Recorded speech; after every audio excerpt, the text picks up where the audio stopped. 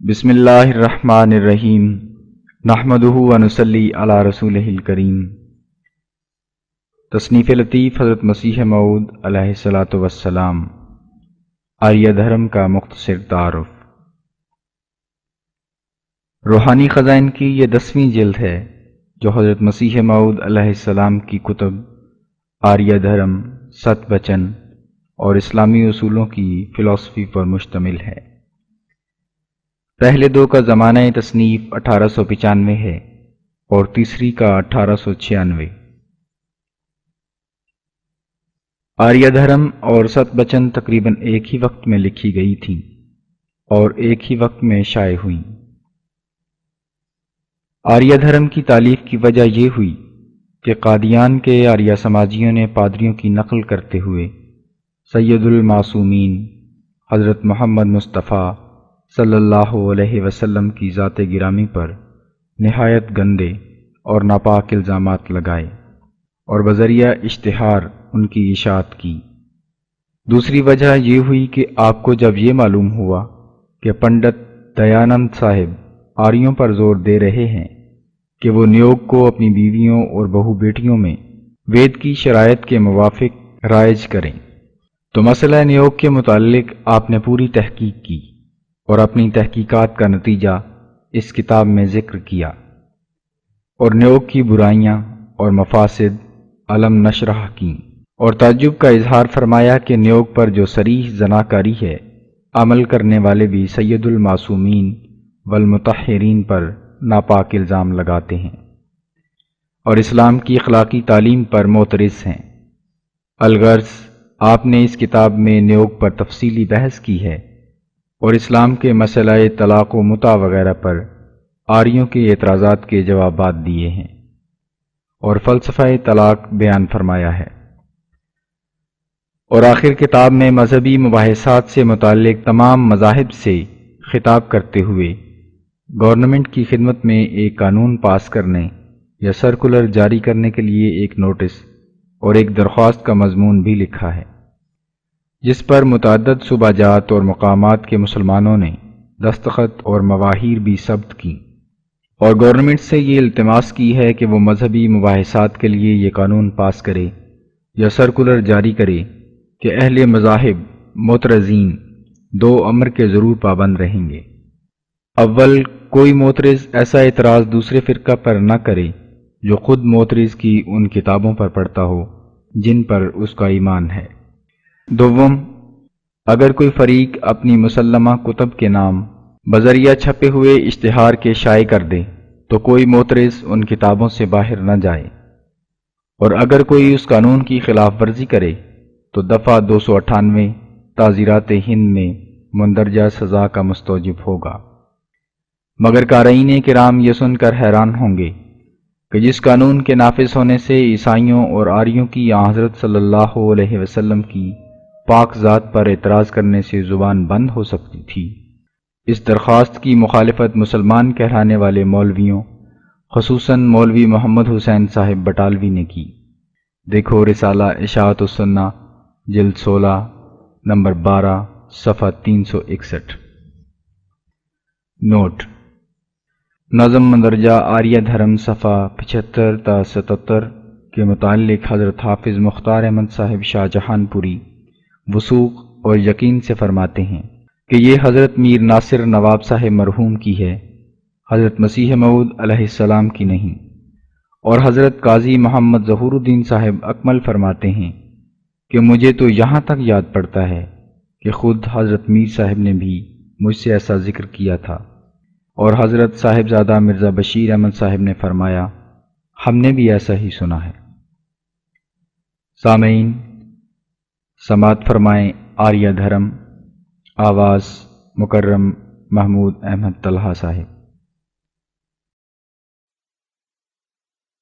وَمَنِ انتَصَرَ بَعْدَ ظُلْمِهِ فَأُولَئِكَ مَا عَلَيْهِم مِّن سَبِيلٍ، جو مظلوم ہونے کے بعد انتقام لیں ان پر کوئی الزام نہیں۔ آریہ دھرم مطبع ضیاء الاسلام قادیان میں حکیم فضل الدین کے اہتمام سے چھپ کر شائع ہوا۔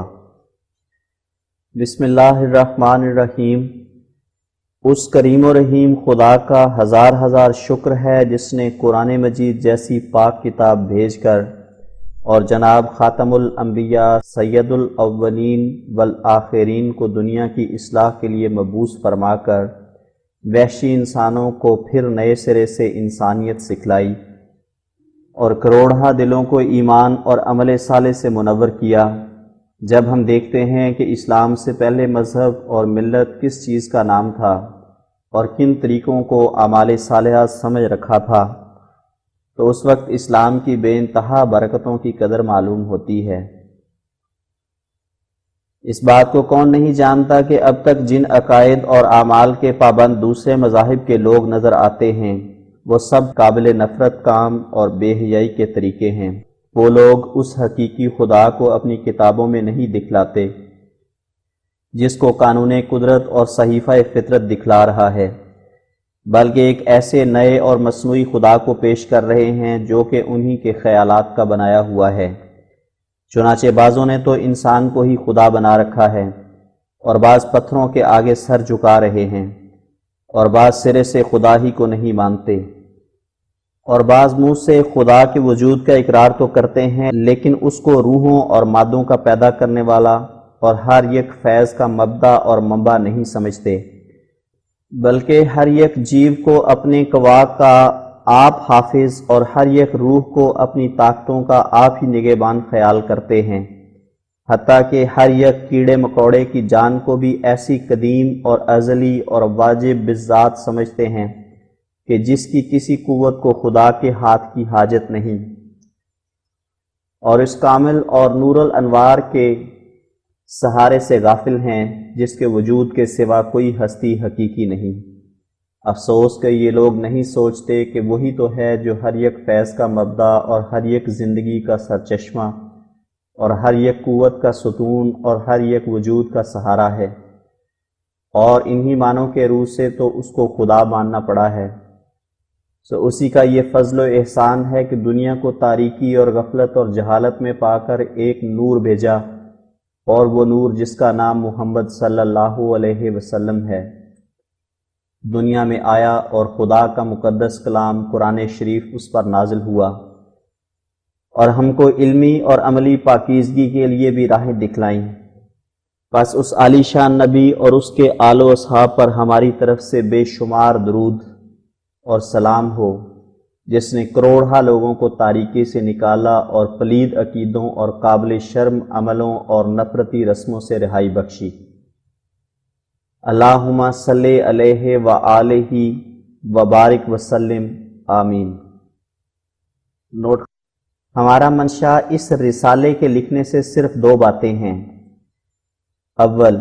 یہ کہ ایسی کتاب یعنی وید جس میں ایسی گندی باتیں لکھی ہیں کیوں کر خدا تعالیٰ کی طرف سے ہو سکتی ہے۔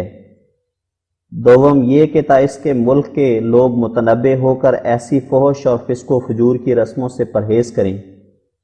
اور نیز گورنمنٹ بھی جس نے ملک کی جسمانی خیر خواہی کے خیال سے پہلے اس سے ستی اور چل پرواہ کی رسم کو بند کر دیا ہے، وہ اب تہذیب پھیلانے کی نیت سے اس ناپاک رسم کو بھی بند کر دے۔ نوٹ ختم۔ اما بعد اس مختصر رسالے کے لکھنے کا یہ موجب ہے کہ ایک مدت ہوئی کہ مجھے بعض لوگوں کی زبانی معلوم ہوا تھا کہ پنڈت دیانت صاحب اپنی کتابوں میں اس بات پر بہت ہی زور دے رہے ہیں کہ آریہ لوگ ضرور رسم نیوگ کو اپنی بیویوں اور بہو بیٹیوں میں وید کی شرائط کے موافق جاری کریں۔ میں نے ان خبروں کو سن کر باور نہ کیا اور خیال کیا کہ یہ دشمنوں کا افتراء ہوگا۔ بھلا یہ کیوں کر ممکن ہے کہ شریف لوگ اپنی پاک دامن عورتوں کو صرف اولاد کی خواہش سے غیر مردوں سے ہم بستر کراویں؟ مگر میں چپکے چپکے بعض آریوں سے پوچھتا رہا کہ یہ کیا بات ہے۔ وہ صاف انکار کرتے رہے کہ یہ بیانات غلط ہیں۔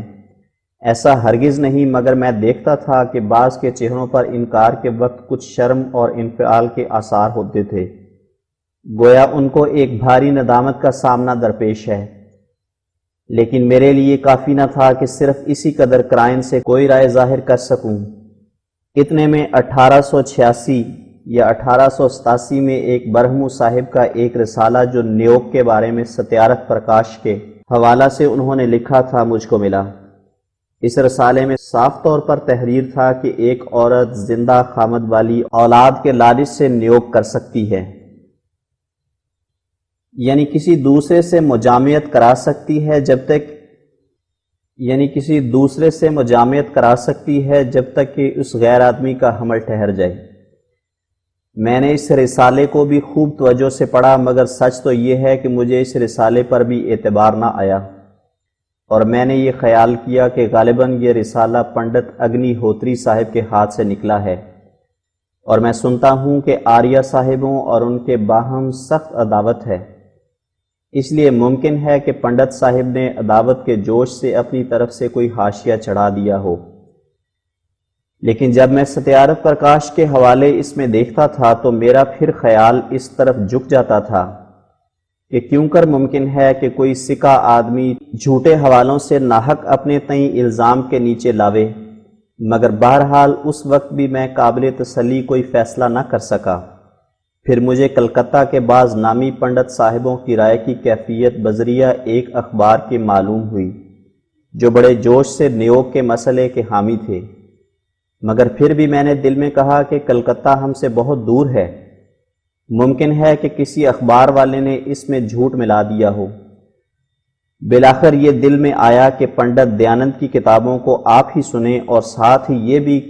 قرین انصاف سمجھا گیا کہ اگر دیانند صاحب نے نیوگ کے بارے میں صرف اپنی ہی رائے لکھی ہو اور وید کا کوئی حوالہ نہ دیا ہو تو آریہ مذہب پر حقیقی طور سے کوئی الزام نہیں آ سکتا۔ وید پر تو تبھی الزام آئے گا کہ جب وہ ناپاک تعلیم اس کتاب میں پائی بھی جاوے جو الہامی مانی جاتی ہے۔ غرض میں نے یہ طریق فیصلہ قرار دے کر دیانند صاحب کی کتابیں بہم پہنچائیں، اور چونکہ سنا گیا تھا کہ پہلے چھاپا کی ستیارتھ پرکاش کو آریہ صاحب قبول نہیں کرتے، اس لیے اس تمام فیصلے کا دوسرے چھاپا کی ستیارتھ پرکاش پر مدار رکھا گیا۔ چنانچہ وہ کتاب مجلس میں منگوائی گئی، اور ایک صاحب ہماری جماعت میں سے صفحہ نمبر 113 سے عبارت کو پڑھنے لگے، اور پڑھتے پڑھتے اس مقام تک پہنچے: دیانند صاحب کی عبارت ما ترجمہ: اتر نہیں، کیونکہ جو استری پرش برہم چرچ میں استھت رہنا چاہیں تو کوئی بھی اپدرو نہ ہوگا، اور جو کل کی پرمپرا رکھنے کے لیے کسی اپنے سجاتی کا لڑکا گود میں لے لیں گے، اس سے کل چلے گا اور وہ بھی چار نہ ہوگا، اور جو بھرم چرچ نہ کر سکیں تو نیوگ کر کے سنتان اتپت کر لیں، یعنی بے اولادی کی حالت میں دوسرا نکاح کرنا ہرگز درست نہیں اور نہ حاجت ہے، کیونکہ دو تدبیریں ایسی ہیں جن سے نکاح کی کچھ بھی ضرورت باقی نہیں رہتی۔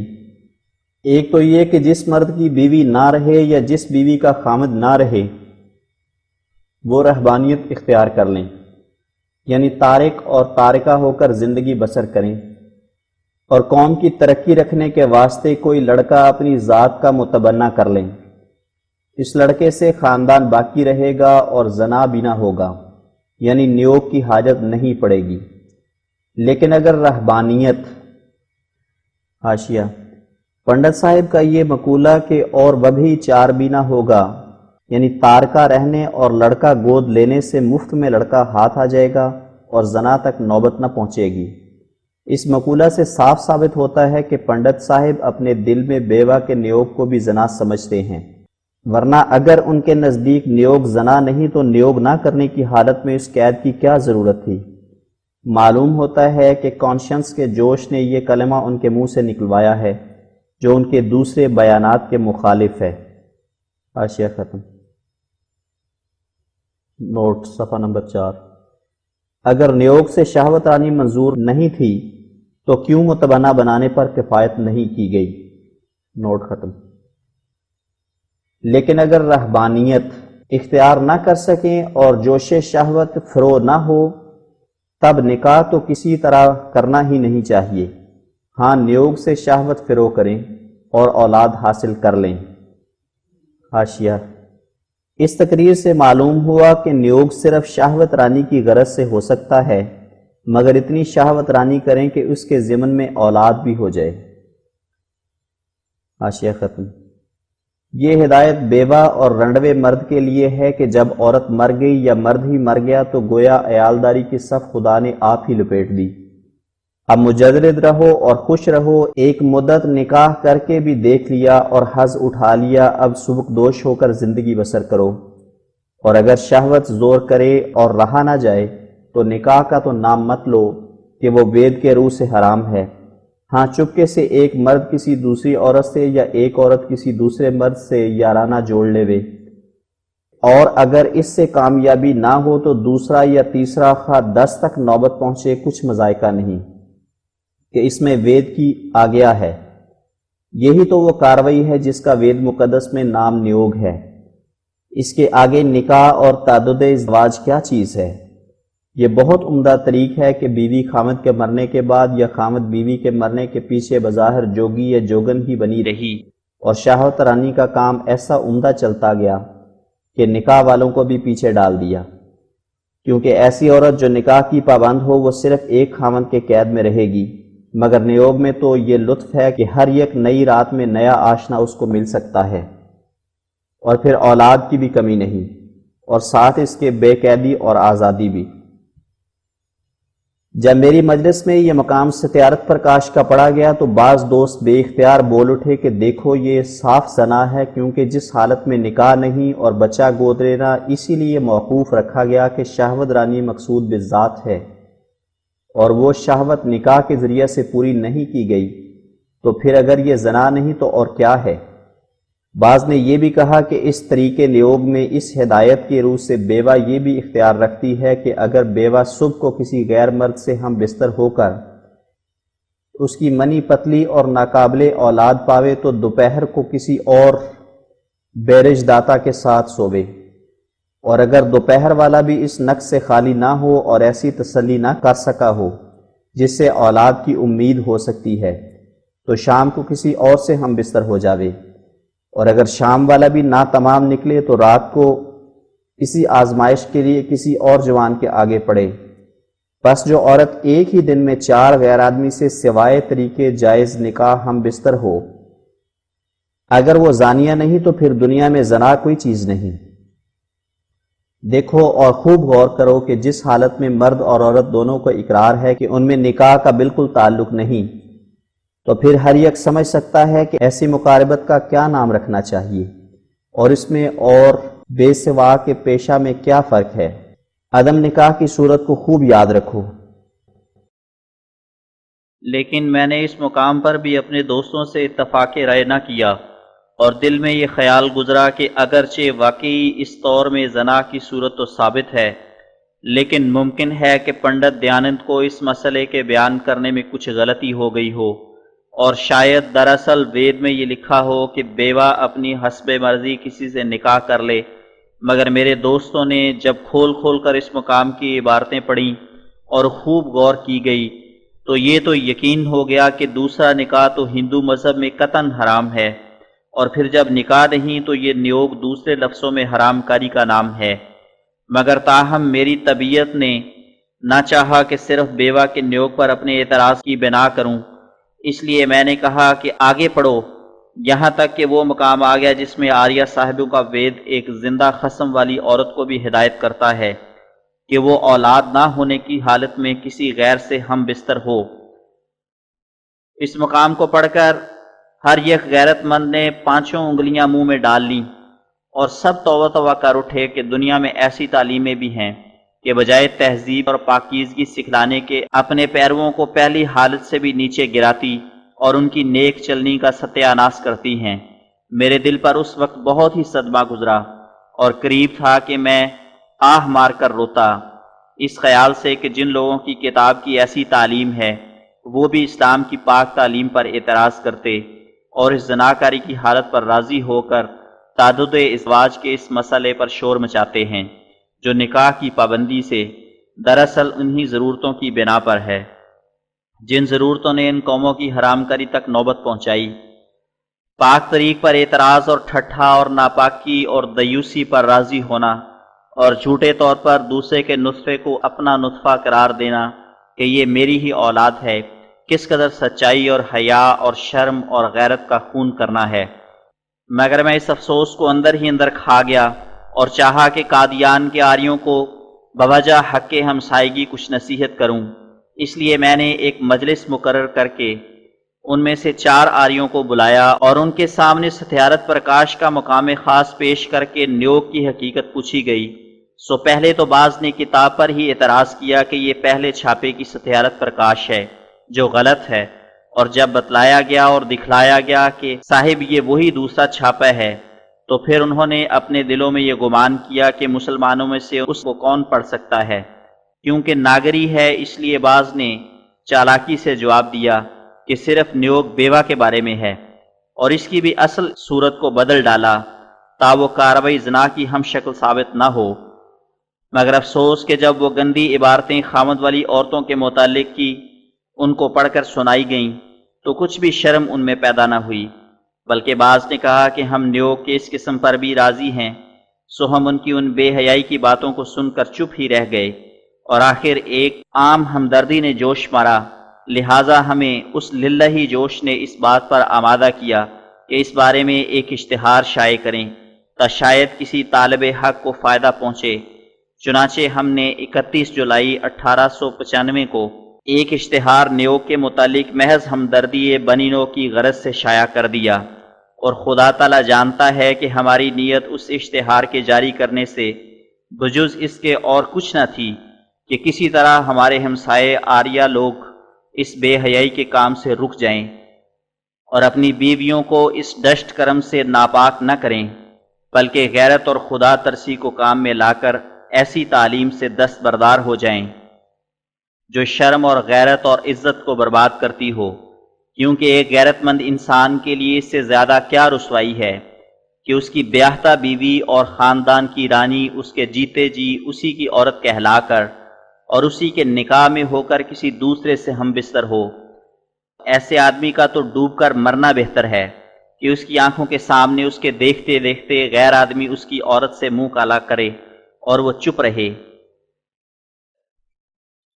حاشیہ صفحہ نمبر 7۔ بسم اللہ الرحمن الرحیم۔ قد افلح من زکاہا، کوئی اس پاک سے جو دل لگاوے، کرے پاک آپ کو تب اس کو پاوے۔ آریہ صاحبوں کے ملاحظہ کے لیے ایک ضروری اشتہار۔ چونکہ اس وقت کتاب منن الرحمن حاشیہ در حاشیہ، یہ کتاب دنیا کی زبانوں کی تنقیح اور تحقیق کے لیے میں نے تالیف کی ہے۔ اس کتاب کا خلاصہ مطلب یہ ہے کہ صرف عربی زبان ہی ایسی زبان ہے کہ جو خدائے قادر مطلق کی وحی اور الہام سے ابتدائے زمانہ میں انسان کو ملی، اور وہی ام الالسنہ یعنی تمام زبانوں کی ماں ہے، اور نہ صرف اسی قدر کہ تمام زبانیں اسی میں سے نکلی ہیں، بلکہ میں نے اس کتاب میں یہ بھی ثابت کیا ہے کہ یہی ایک زبان ہے جو پاک اور کامل اور علوم عالیہ کا ذخیرہ اپنے مفردات میں رکھتی ہے، اور دوسری زبانیں ایک کثافت اور تاریکی کے گھڑے میں پڑی ہوئی ہیں، اس لیے وہ اس قابل ہرگز ہو نہیں سکتی کہ خدا تعالیٰ کا کامل اور محیط کلام ان میں نازل ہو، کیونکہ ان زبانوں کی کم مائگی اور کجی اور ناقص بیانی معارف الہیہ کی فوق الطاقت بوجھ کو اٹھا نہیں سکتی۔ غرض اس کتاب میں بڑی صفائی سے اور بڑی روشن اور بدیہی دلائل سے فیصلہ کیا گیا ہے کہ خدا تعالیٰ کا پاک اور کامل اور روشن اور پر اسرار اور پر حکمت کلام جو دائمی ہدایت لے کر دنیا میں آیا ہو، وہ صرف اسی زبان میں آ سکتا ہے جو ان معارف اور حقائق کو بیان کرنے کے لیے اپنے اندر کامل وسعت رکھتی ہو۔ سو اس فیصلہ کے مطابق صرف قرآن شریف ہی اللہ تعالیٰ کی وہ کامل کتاب ٹھہرتی ہے جو حقیقی اور کامل اور ابدی تعلیم لے کر دنیا میں آئی، اور دوسری کتابیں جو آسمانی کہلاتی ہیں اگر مان بھی لیں کہ کوئی ان میں سے خدا تعالیٰ کی طرف سے تھی تو وہ ایک قانون مختص القوم کی طرح صرف چند روزہ مصلحت کے لیے آئی ہوگی، لہٰذا جیسا کہ وہ خود ناقص تھیں ایسا ناقص بولی میں اتریں، مگر کامل کتاب کے لیے کامل بولی میں اترنا ضروری تھا، کیونکہ کامل اور ناقص کا پیوند درست بیٹھ نہیں سکتا۔ لہٰذا قرآن شریف عربی زبان میں اترا جو اپنے ہر یک پہلو کے روح سے کامل ہے۔ غرض منن الرحمن کو ہم نے اس مدعا سے تالیف کیا ہے کہ تا کامل بولی کے ذریعہ کامل کتاب کا ثبوت دیں۔ اسی وجہ سے ہم نے اس کتاب کے ساتھ 5,000 روپے کا اشتہار بھی دیا ہے۔ جو شخص چاہے ہم سے پہلے روپیہ جمع کرا لے، اگر وہ ثابت کر دے کہ وہ دلائل جو اس طرف سے عربی زبان کے ام الالسنہ اور وحی اللہ ہونے کے بارے میں پیش کیے گئے ہیں، ایسے دلائل یا ان سے بہتر کسی اور زبان کے بارے میں پیش ہو سکتے ہیں، تو وہ 5,000 روپیہ جو جمع کرایا جائے گا اس کا ہوگا۔ یہ اشتہار صرف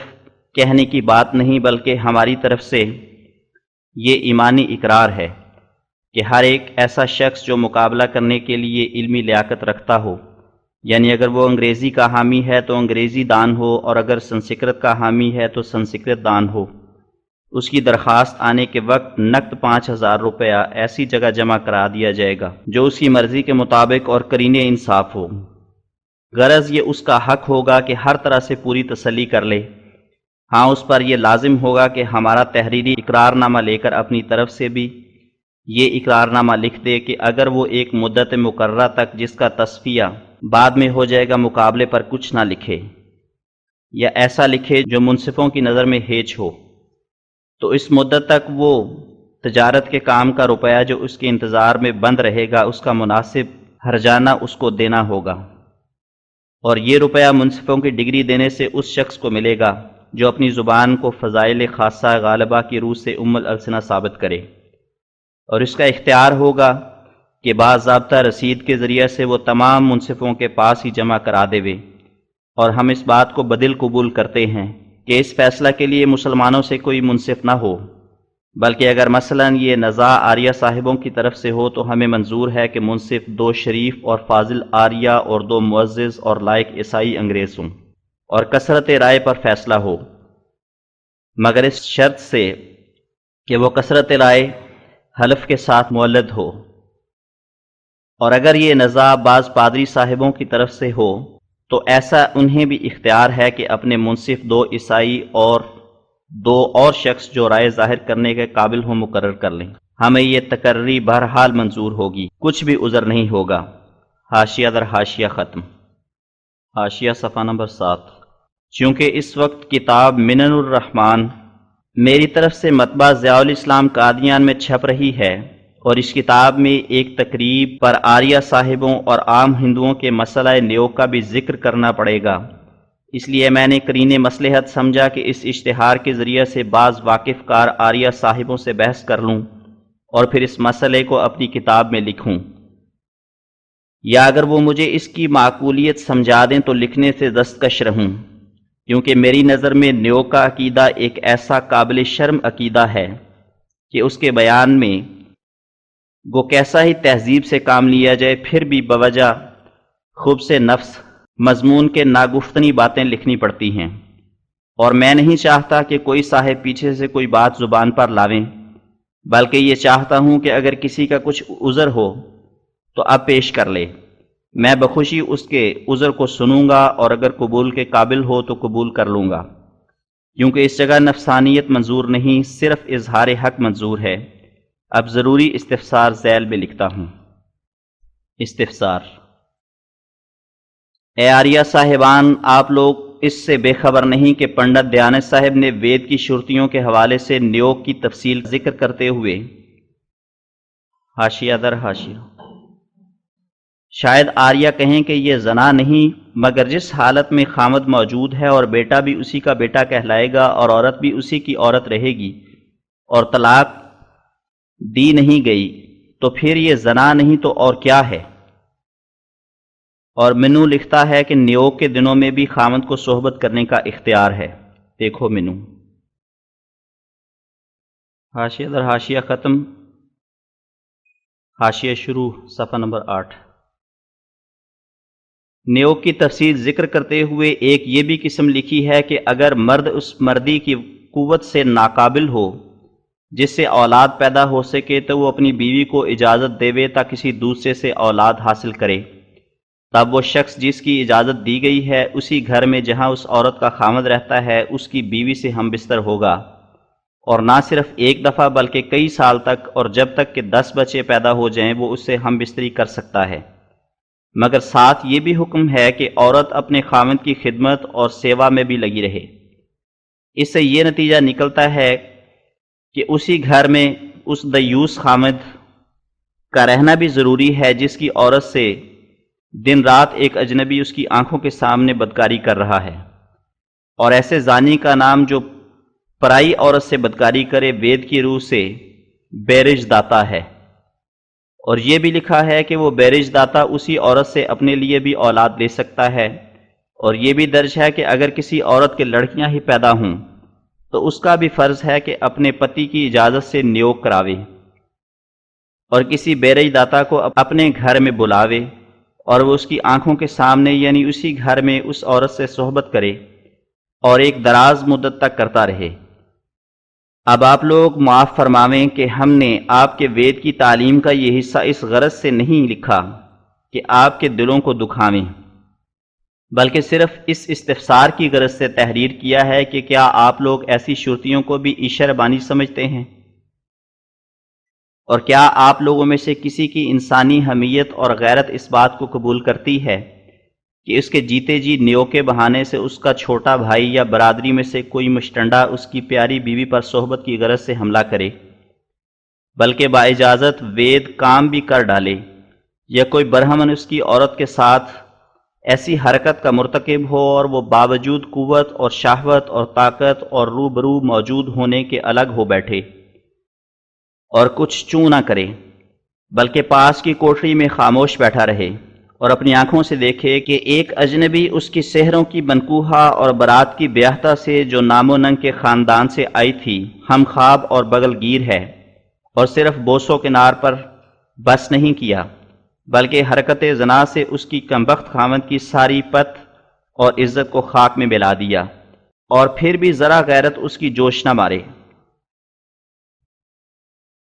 اے آریہ صاحبان، میں اس وقت تمہارے ہی پرمیشر کی تمہیں قسم دیتا ہوں اور تمہاری ہی کانشنس کی شہادت تم سے چاہتا ہوں کہ کیا تمہاری مردانہ غیرت اور شریفانہ حمیت اس بات پر برداشت کر سکتی ہے کہ یہ بے شرمی کا کام تمہارے گھر میں اور تمہاری نظر کے سامنے ہو اور تم چپ کے اس کو دیکھتے رہو اور ایسی تعلیموں سے بیزار نہ ہو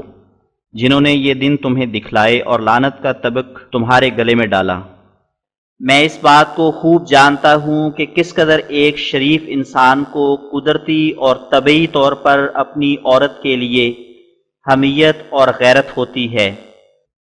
یہاں تک کہ اس قدر بھی روا نہیں رکھتا کہ اس کے گھر سے اس کی بیوی کی اونچی آواز اٹھے اور اجنبی لوگ اس کو سنیں۔ یہی وجہ ہے کہ کبھی ایک غیرت مند انسان تھوڑے زن کے ساتھ اپنی عورت کو قتل بھی کر دیتا ہے، اور زنا کی حالت میں تو ٹکڑے ٹکڑے کر کے کتوں کی طرح پھینک دیتا ہے، اور اپنے لیے ایک بے شرمی کی زندگی سے مرنا قبول کر لیتا ہے۔ پھر میں نہیں سمجھ سکتا کہ آپ لوگوں کا وید یہ کیسی ہدایت لایا جو انسانی فطرت کی طبعی شرم اور حیا اور حمیت کے برخلاف ہے۔ کیا کوئی شریف الفطرت اس بات پر راضی ہو سکتا ہے کہ اولاد کی خواہش سے یا لڑکیوں کی کثرت کے بعد لڑکا پیدا ہونے کی تمنا سے ایک اجنبی کو اپنے گھر میں آپ بلا لاوے اور اپنی عورت کو اس سے ہم بستر کراوے اور آپ الگ بیٹھا جوش شہوت کی حرکات دیکھتا رہے؟ کیا اب بھی آپ لوگ اس تعلیم کو خدا تعالیٰ کی تعلیم کہیں گے؟ اے میرے پیارے ہم وطنوں، اس خدا سے ڈرو جو ہرگز ناپاکی کے راہوں کو پسند نہیں کرتا۔ وہ ہرگز نہیں چاہتا کہ اس کے بندوں میں زنا پھیلے اور حرامی اولاد پیدا ہو۔ ایسی بیٹے کی خواہش پر بھی ہزار لعنت ہے جس کی والدہ اپنا عزیز خاوند چھوڑ کر دوسرے کے آگے پڑتی ہے، اور تف اس اولاد پر جو حرام کاری کے ذریعے سے حاصل کی جاتی ہے۔ عزیزو، ذرا سوچو، کہاں ہے تمہاری شرافت؟ کہاں ہے تمہاری انسانی حمیت؟ کہاں ہے تمہارا کانشنس؟ غیر کا نطفہ تمہارا بیٹا ہرگز نہیں ہوگا، اور ناحق بے حیائی سے اپنی عورتوں کی پاک دامنی کو گندگی میں ڈال دو گے۔ دنیا میں کنجر سب سے زیادہ بے شرم اور فاسق قوم ہے، مگر وہ بھی اپنی بہو سے حرام کاری نہیں کراتے۔ مگر تم پر افسوس کہ جائز رکھتے ہو کہ تمہاری بہو بھی تمہارے بیٹے کے سوا کسی اور کے پاس جاوے، میں سچ سچ کہتا ہوں کہ اس زندگی سے مرنا بہتر ہے۔ میں نے اسی تفتیش کے لیے قادیان میں ایک جلسہ قرار دے کر آریہ صاحبوں سے اس حقیقت کو دریافت کرنا چاہا۔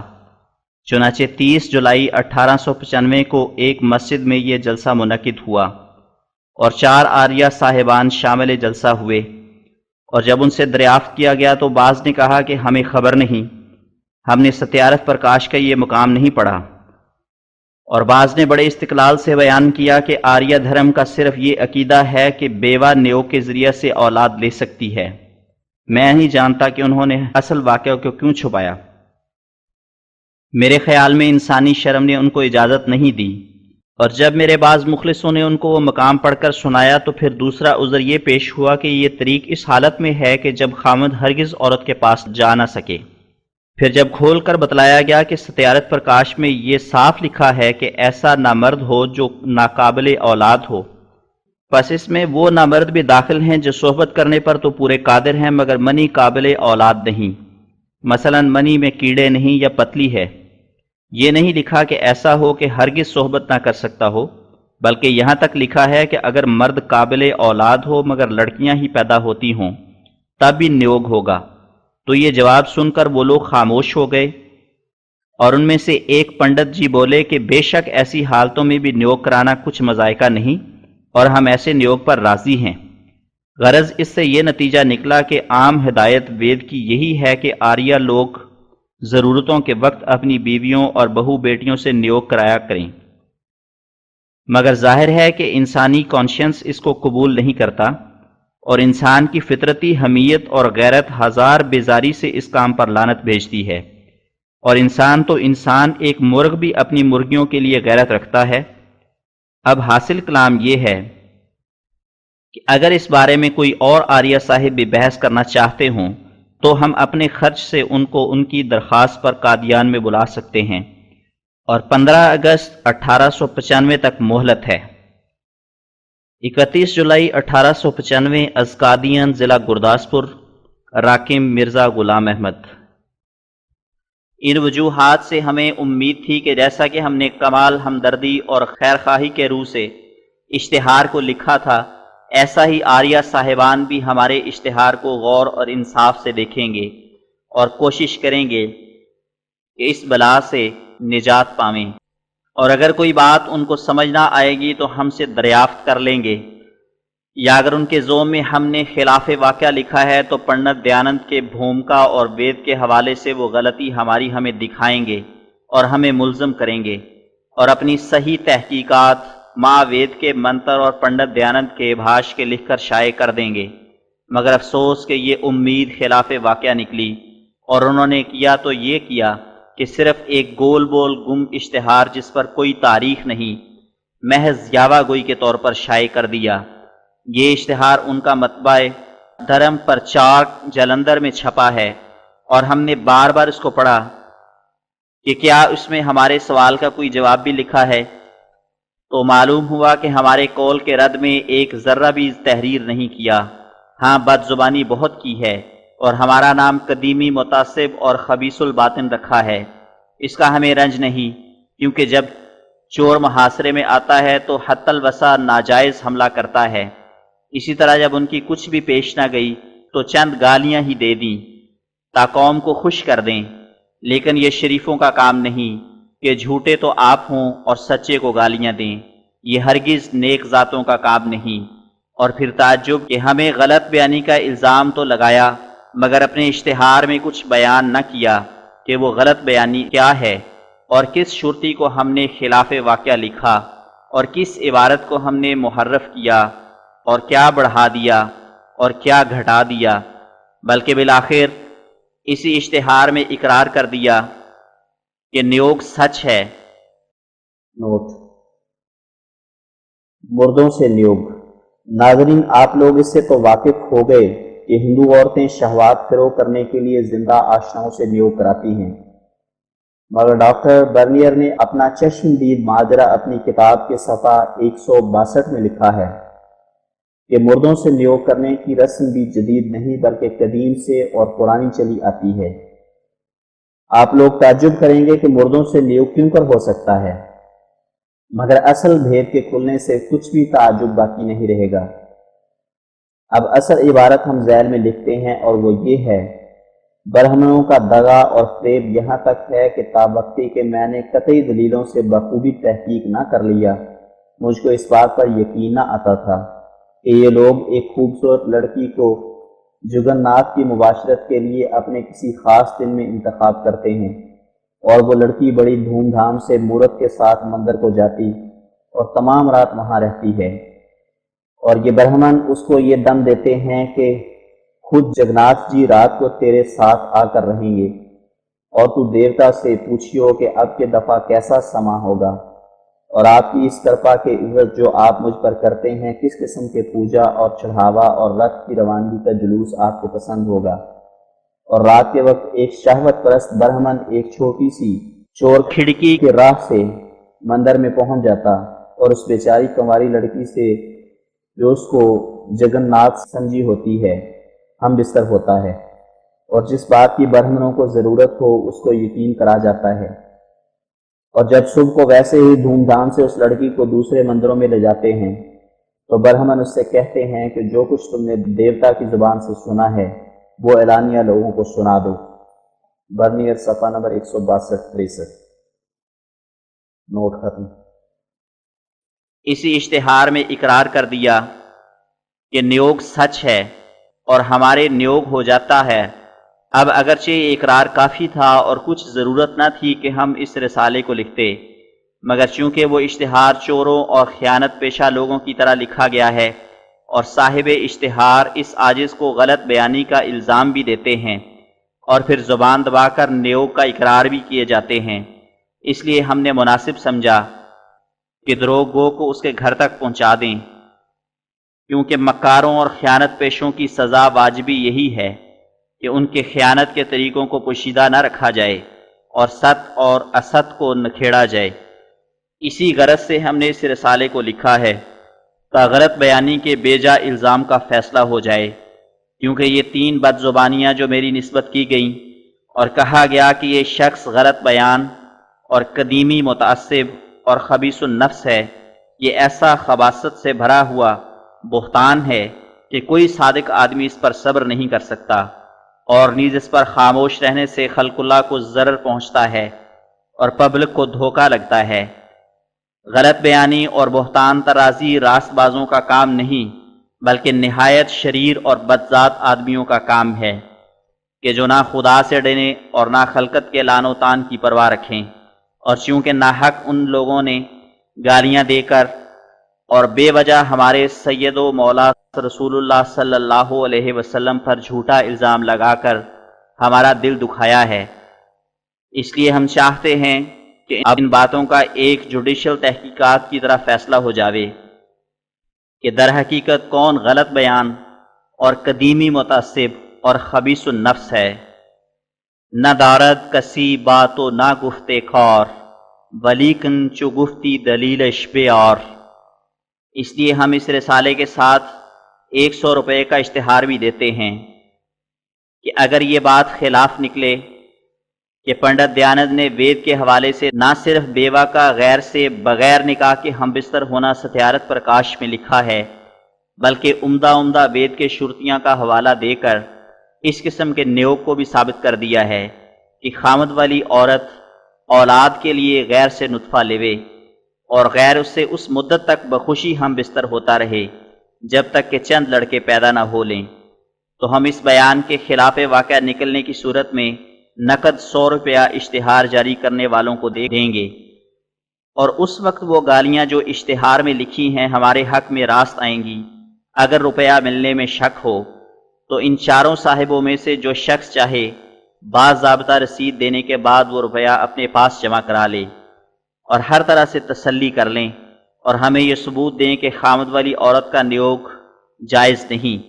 اور اگر اس رسالے کے شائع ہونے سے 1 ماہ کے عرصے میں جواب نہ دیں تو ان کی ہٹ درمی ثابت ہوگی، اور ثابت ہوگا کہ در حقیقت وہ لوگ آپ ہی خبیث النفس اور قدیمی متعصب اور غلط بیان ہیں جو کسی طرح ناپاکی کے راہ کو چھوڑنا نہیں چاہتے۔ اے منصفو، تم خود سوچو کہ ہم اس سے زیادہ کیا کر سکتے ہیں اور اس سے بڑھ کر ہمارے صدق کی اور کون سی علامت ہوگی کہ ہم اپنی سچائی کے ثابت کرنے کے لیے نقد 100 روپیہ ان کو دیتے ہیں اور ان کے پاس جمع کراتے ہیں۔ اب ثابت ہو جائے گا کہ خبیث النفس اور متعصب اور سچ سے منہ پھیرنے والا کون ہے۔ یہی تحریر ہماری بجائے اشتہار کے ہے۔ اب اول ہم وید بھومکا سے وہ مقام ناظرین کو دکھاتے ہیں جس کی طرف ان آریوں نے پناہ لینا چاہا ہے، تا ہر یک منصف کو معلوم ہو کہ حق پوشی کی غرض سے کہاں کہاں یہ لوگ بھاگتے پھرتے ہیں اور آخر وہی بات نکلتی ہے جس کو چھپانا چاہتے ہیں۔ وید بھاش بھومکا کی عبارت جو آریوں نے اپنے مطلب کے لیے ناتمام لکھی ہے، صفحہ 211۔ نیوگ کرنے میں ایسا نیم ہے کہ جس استری کا پرش و کسی پرش کی استری مر جائے اتوا ان میں کسی پرکار کا استر روگ ہو جائے و ان پنسک بندھیا دوش پر جائے اور ان کی یوستھا ہو تتھان سنتھان اتپتی کی اچھیا ہو تو اس اوستھا میں ان کا نیوگ ہونا اوشیہ ہے۔ اس کا نیم آگے لکھتے ہیں صفحہ 214۔ امام ایشر منشو کو آگیا دیتا ہے کہ ہے اندربتی ایشرج یگت تو اس استری کو بیرج دان دے کے سپر اور سبھاگ یکت کر ہے بھیرج پرد وشاسیا پرش کی پرتی وید کی یہ آگیا ہے کہ اس ودھات دانیوجت استری میں 10 سنتان پر نیت اتپن کرادھک نہیں۔ پتی میں انتہائی استری تو نیوگ میں 11 پتی تک کر ارتھات ایک تو ان میں پریتم ودھات اور 10 پر نیت نیوگ کی پتی کرادھک نہیں۔ اس کی یہ بھیوستھا کہ ودات پتی کے مرنے و روگی ہونے سے دوسرے پرشوا استری کے 7 سنتانوں کے ابھاؤ میں نیوگ کرے تتھا دوسری کو بھی مرن و روگی ہونے کے انتر تیسری کے ساتھ کر لے، اسی پرکار 10ویں تک کرنے کی آگیا ہے۔ پرنتو ایک کال میں ایک ہی بیرج داتا پتی رہے، دوسرا نہیں۔ اسی پرکار پرش کے لیے بھی ودھات استری کے مر جانے پر ودھوا کے ساتھ نیوگ کرنے کی آگیا ہے، اور جب وہ بھی روگی و مر جائے تو سنتھان اتپتی کے لیے 10 استری پر نیت نیوگ کرے۔ ترجمہ۔ نیوگ کا قاعدہ یہ ہے کہ جس عورت کا خامد یا جس خامد کی عورت مر جائے یا عورت مرد کو کسی قسم کا مرض لاحق ہو جائے، یعنی مثلا منی پتلی پڑ جائے یا منی میں کیڑے نہ ہوں یا حیضی حالت یا خسی پن پیدا ہو جائے اور مرد عورت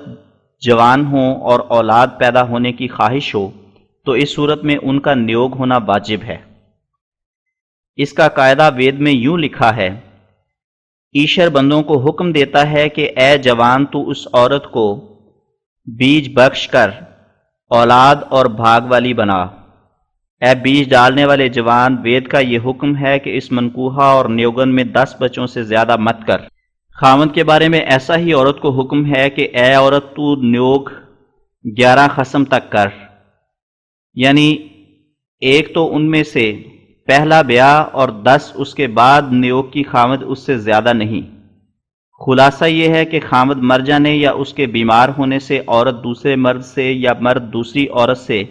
اولاد کی خواہش میں نیوگ کرے، ویسا ہی دوسرے مرد مرنے اور بیمار ہو جانے کے اندر تیسرے مرد کے ساتھ نیوگ کر لے، اسی طرح 10ویں تک نوبت پہنچاوے۔ وید کا یہی حکم ہے، مگر ایک وقت میں ایک ہی بیج داتا ہو، دوسرا جائز نہیں۔ خامد جب چاہے صحبت کرے، یہ بیرج داتا کے لیے قاعدہ ہے۔ اسی طرح مرد کے واسطے بھی بیاہتا عورت کے مر جانے پر بیوہ عورت کے ساتھ نیوگ کرنے کی اجازت ہے، اور جب وہ بیوہ روگی ہو جاوے یا مر جائے تو بچے جنانے کے لیے 10ویں عورت تک نیوگ کرے۔ اب دیکھو، یہ وہی وید بھومکا ہے جس کا قادیان کے آریوں نے حوالہ دیا تھا اور جس کی بنا پر ہماری غلط بیانی ثابت کرنی چاہی تھی۔ سو اس میں بھی خلاصہ مطلب یہی نکلا کہ نیوگ کی صورتوں میں سے ایک یہ بھی صورت ہے کہ مرد کی منی کسی بیماری کی وجہ سے قابل اولاد نہ رہے، مثلا منی پتلی پڑ جائے یا اس میں کسی قسم کا احتراق ہو جائے، یا منی میں کیڑے نہ ہوں تو ان سب صورتوں میں مرد ناقابل اولاد ہو جائے گا اور واجب طور پر نیوگ کرانا پڑے گا۔ اور اکثر الوقوع دنیا میں یہی قسم ہے، کیونکہ اور قسمیں یعنی ہجڑا ہونا یا خسی کیے جانا بہت نادر الوقوع ہیں، کیونکہ لوگ سوچ سمجھ کر ہزار احتیاط اور تفتیش سے اپنی لڑکیوں کی شادی کرتے ہیں۔ ہجڑوں اور خسیوں کو کوئی لڑکی نہیں دیتا، اور پیچھے سے خسی کٹے جانا یہ ایسا شاذ و نادر ہے جو معدوم کی طرح ہے۔ آج کل کی جدید تحقیقات کی روح سے تو وہی لوگ نامرد اور ناقابل اولاد سمجھے گئے ہیں کہ گو وہ کیسی ہی قوت بار رکھتے ہیں، مگر ان کی منی میں کیڑے نہیں ہوتے۔ اور بعض وقت بظاہر منی اچھی ہوتی ہے اور مرد جوان ہوتا ہے، مگر منی اعتدال سے گر جاتی ہے، اور یہ ایسی صورت ہوتی ہے کہ مرد اپنی فطرت سے حکیمہ عورت کی طرح ہوتا ہے، تناسل کے اعضاء درست ہوتے ہیں، قوت بار نہایت تیز ہوتی ہے،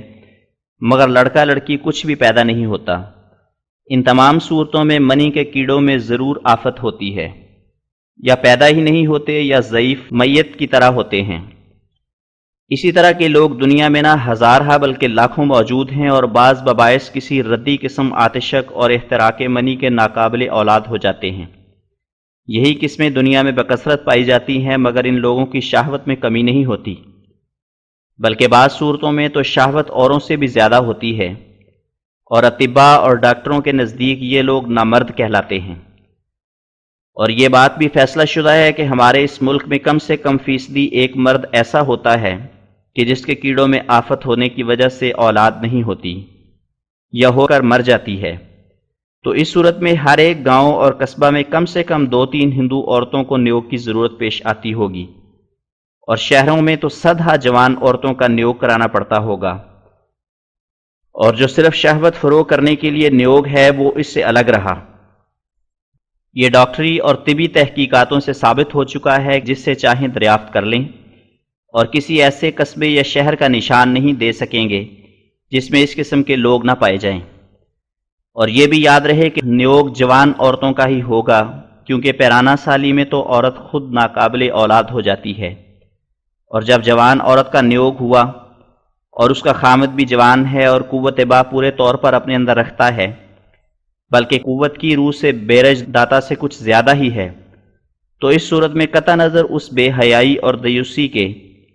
جو ایک شخص اپنے ہاتھ سے اپنی جوان عورت کو دوسرے سے ہم بستر کراوے، یہ رشک بھی اس کے لیے تھوڑا نہیں ہوگا کہ وہ تمام رات شہوت کے زور سے تڑپتا رہے اور اس کی آنکھوں کے سامنے اس کی جوان اور خوبصورت عورت دوسرے کے نیچے منہ کالا کراوے، اور وہ دیکھے اور صبر کرے۔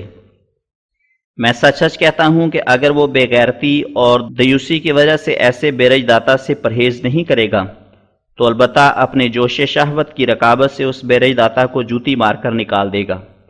اور آپ اس عورت سے ہم بستر ہوگا۔ بالآخر یاد رہے کہ جن شورتیوں کا حوالہ پنڈت دیانند نے دیا ہے ان سے ثابت ہوتا ہے کہ عورت حسب ضرورت 10 مختلف مردوں سے نیوگ کرا سکتی ہے۔ اب ہم ناظرین کے ملاحظہ کے لیے ان شورتیوں کو بھی پیش کرتے ہیں جو ستیارت پرکاش میں نیوگ کے ایسے قسم کے بارے میں درج ہیں، یعنی اس قسم نیوگ کے لیے جو خامند کے زندہ اور ناقابل اولاد ہونے کی حالت میں کرایا جاتا ہے،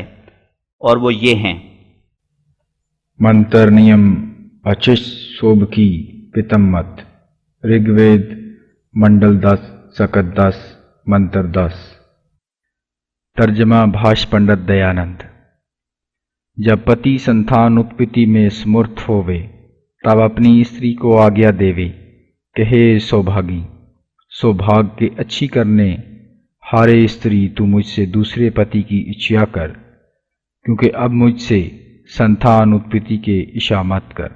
پرنتو اس ودھات مہش پتی کے سیوا میں تپتر رہے۔ ویسی ہی استری بھی جب روگی آدمی دوشوں سے گرست ہو کر سنتھان اتپتی میں سمرتھ ہووے تب اپنے پتی کو آگیا دیوے کہ ہے سوامی، آپ سنتھان اتپتی اچھیا مجھ سے چھوڑ کے کسی دوسری ودھوا استری سے نیوگ کر کے سنتھان اتپتی کیجیے، جیسا کہ پانڈ راجا کی استری کنتی اور مادری آدی نے کیا، اور جیسا بیاس جی نے چتر انگد اور پچتر بیرج کے مر جانے پشچات ان اپنے بھائیوں کی استریوں سے نیوگ کر کے انیکا امبا میں اور دھرتراشٹر امبان میں پانڈا اور واسی میں بلا کی اتپتی کی۔ اتہاس بھی اس بات میں پرمان ہے، منو میں ہے۔ ادھیا 9 شلوک 81 تا 86۔ ترجمہ بھاش پنڈت دیانند۔ جب خاوند اولاد جنانے کے قابل نہ رہے تب اپنی بیوی کو حکم دے کہ اے باغوان، اولاد کی خواہش کرنے والی عورت، تو مجھ سے دوسرے مرد کی درخواست کر، کیونکہ اب میرے سے اولاد ہونے کی امید مت رکھ، لیکن اس حقیقی خاوند کی خدمت میں ہر وقت حاضر رہے۔ ایسا ہی عورت بھی جب بیماری وغیرہ سببوں سے اولاد جننے کے قابل نہ رہے تب اپنے خاوند کو حکم دے کہ اے صاحب، مجھ سے آس چھوڑیں اور کسی بیوہ عورت سے نیوگ کر کے اولاد جنا لیں، جیسا کہ راجہ پانڈ کی بیویوں کنتی اور مادری نے کیا تھا، اور جیسا کہ بیاس جی نے چترانگند اور 75 بیرج کے مرنے کے بعد اپنے بھاوجوں کے نیوگ سے بچے جنائے تھے۔ اس باب میں پران بھی حجت ہے، دیکھو منو ادھیا 9 شلوک 81 تا 86۔ تشریح۔ دیکھو اس منتر میں جو رگ وید کے 10ویں منڈل کا منتر ہے، آریہ صاحبوں کا پرمیشر بڑی دیا اور کرپا سے ارشاد فرماتا ہے کہ جب تم میں اولاد جنانے کی طاقت نہ رہے یا خود اولاد نہ ہو تو اپنی بیوی کو یہ کہہ دو کہ پتر لینے کے لیے کسی دوسرے شخص سے ہم بستر ہو۔ یہ تو وید منتر تھا، پھر اس کو پنڈت دیانند نے مثالوں سے خوب ہی سجایا ہے، اور پانڈو راجہ کی استریوں کا نیوگ کرانا اور راجہ کی جیتے جی ان کا دوسروں سے ہم بستر ہونا خوب ہی ثابت کیا ہے۔ پھر کیا اب بھی خاوند والی استری کا نیوگ ثابت نہ ہوا؟ پرشن۔ جب ایک وواہ ہوگا، ایک پرش کو ایک استری اور ایک استری کو ایک پرش رہے گا، تب استری گربھوتی استر روگنی اتوا پرش ویرگ روگی ہو اور دونوں کی یوستھا ہو، رہا نہ جائے تو پھر کیا کریں؟ اتر۔ اس کا پریتو اتر نیوگ بشی میں دے چکے ہیں، اور گربھوتی استری سے ایک پرش سماگم نہ کرنے کے سمے میں پرش و استری سے نہ رہا جائے تو کسی سے نیوگ کر کے اس کے لیے پتر اتپن کر دے۔ سوال۔ جب ایک شادی ہوگی، ایک مرد کو ایک عورت اور ایک عورت کو ایک مرد میسر آئے گا، اس وقت اگر عورت حاملہ یا بیمار ہو، ایسے ہی یا مرد بیمار ہو اور دونوں کی عمر جوان ہو، رہا نہ جائے تو پھر کیا کریں؟ جواب۔ اس کا جواب نیوگ میں گزرا، اور اگر حاملہ عورت سے 1 سال تک جمع نہ کرنے کی حالت میں مرد یا عورت سے رہا نہ جائے تو کسی سے نیوگ کر کے اولاد جن دے۔ تشریح۔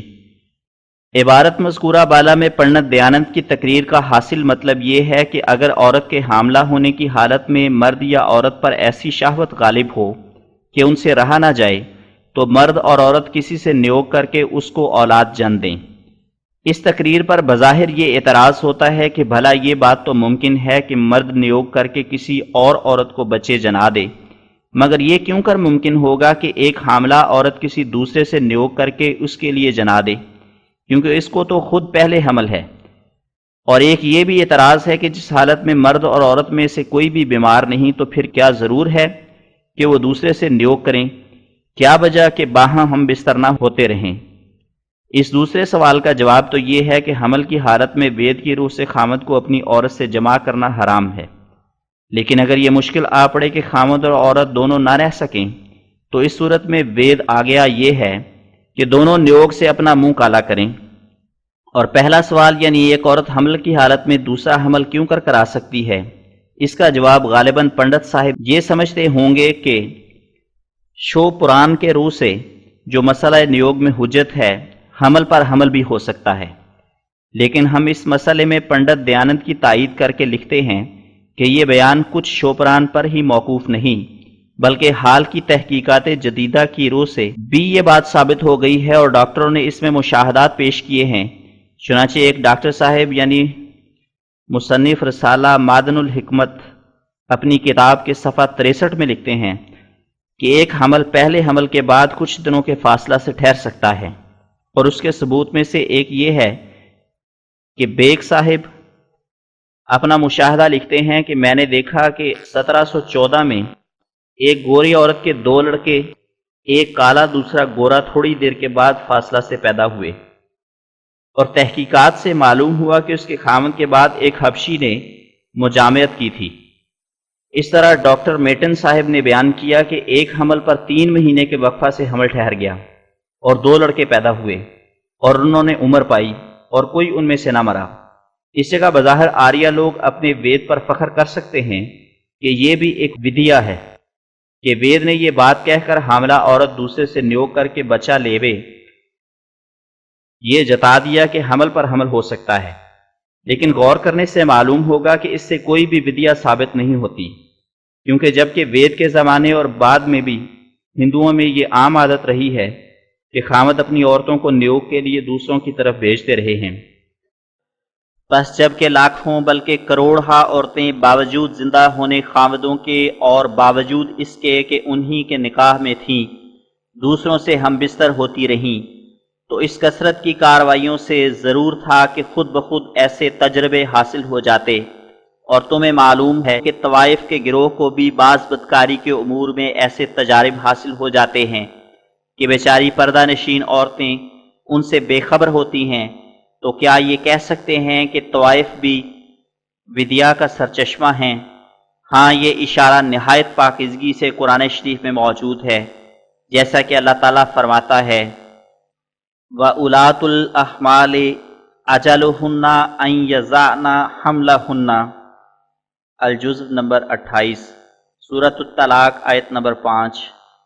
یعنی حمل وری عورتوں کی طلاق کی عدت یہ ہے کہ وہ وضع حمل تک بعد طلاق کے دوسرا نکاح کرنے سے دستکش رہیں۔ اس میں یہی حکمت ہے کہ اگر حمل میں ہی نکاح ہو جائے تو ممکن ہے کہ دوسرے کا نطفہ بھی ٹھہر جائے، تو اس صورت میں نسب ضائع ہوگی اور یہ پتہ نہیں لگے گا کہ وہ دونوں لڑکے کس کس باپ کے ہیں۔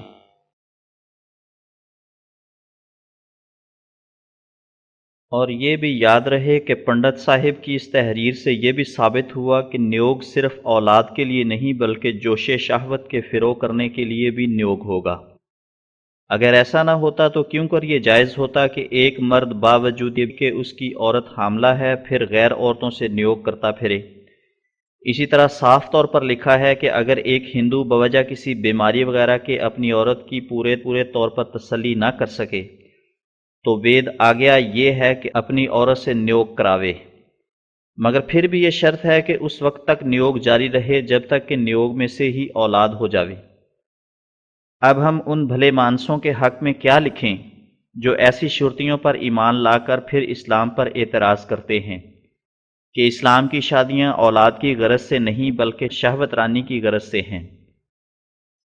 افسوس، خود تو یہ جائز رکھیں کہ اپنے جیتے جی عین نکاح کی حالت میں اپنی عورتوں کا جوش شہوت فروغ کرنے کے لیے ان کو دوسروں سے ہم بستر کراویں،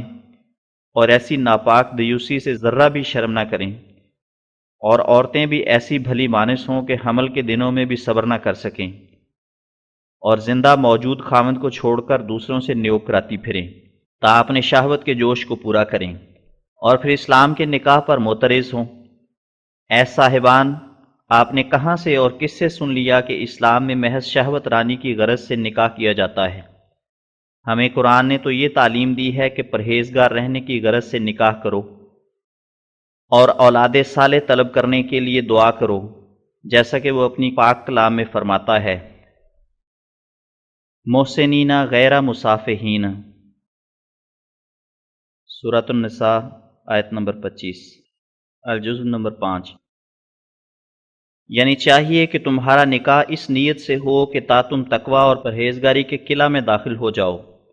ایسا نہ ہو کہ حیوانات کی طرح محض نطفہ نکالنا ہی تمہارا مطلب ہو۔ حاشیہ،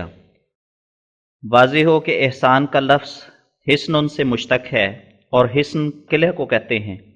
اور نکاح کرنے کا نام احسان اس واسطے رکھا گیا کہ اس کے ذریعہ سے انسان عفت کے قلعہ میں داخل ہو جاتا ہے اور بدکاری اور بد نظری سے بچ سکتا ہے، اور نیز اولاد ہو کر خاندان بھی ضائع ہونے سے بچ جاتا ہے، اور جسم بھی بے اعتدالی سے بچا رہتا ہے، پس گویا نکاح ہر یک پہلو سے قلع کا حکم رکھتا ہے۔ حاشیہ ختم۔ اور محسنین کے لفظ سے یہ بھی پایا جاتا ہے کہ جو شادی نہیں کرتا وہ نہ صرف روحانی آفات میں گرتا ہے بلکہ جسمانی آفات میں بھی مبتلا ہو جاتا ہے۔ سو قرآن شریف سے ثابت ہوتا ہے کہ شادی کے 3 فائدے ہیں، ایک عفت اور پرہیزگاری،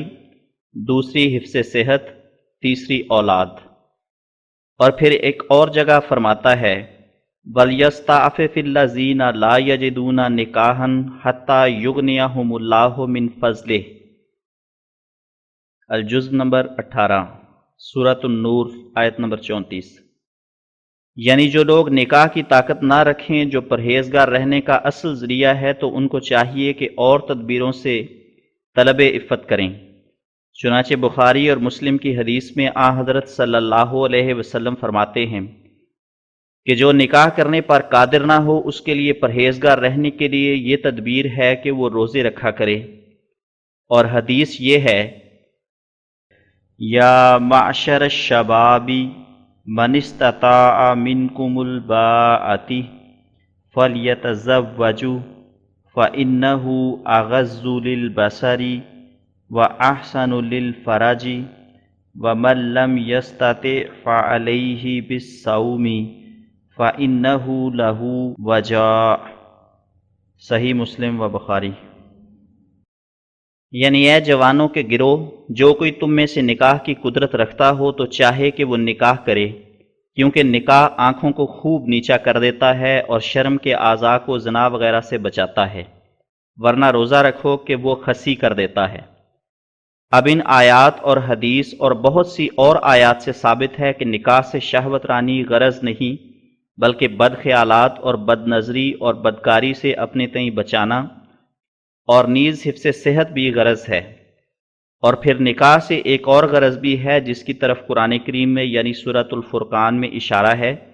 اور وہ یہ ہے والذین یقولون ربنا ھب لنا من ازواجنا وذرریاتنا قرۃ اعین واجعلنا للمتقین اماما۔ سورۃ الفرقان آیت نمبر 75۔ یعنی مومن وہ ہیں جو یہ دعا کرتے ہیں کہ اے ہمارے خدا، ہمیں اپنی بیویوں کے بارے میں اور فرزندوں کے بارے میں دل کی ٹھنڈک عطا کر، اور ایسا کر کہ ہماری بیویاں اور ہمارے فرزند نیک بخت ہوں اور ہم ان کے پیشرو ہوں۔ پیارے ناظرین، جو کچھ ہم نے اشتہار میں نیوگ کے بارے میں لکھا تھا اسی کی تائید میں ہم نے بھومکا اور دیانند کے وید بھاش کو نقل کر دیا ہے۔ اب ہم ان بد زبانوں سے پوچھتے ہیں جنہوں نے ہم پر بہتان کا الزام لگایا کہ ہم نے وید اور پنڈت دیانند کی ستیارت پرکاش کا حوالہ دینے میں کون سی خیانت کی ہے،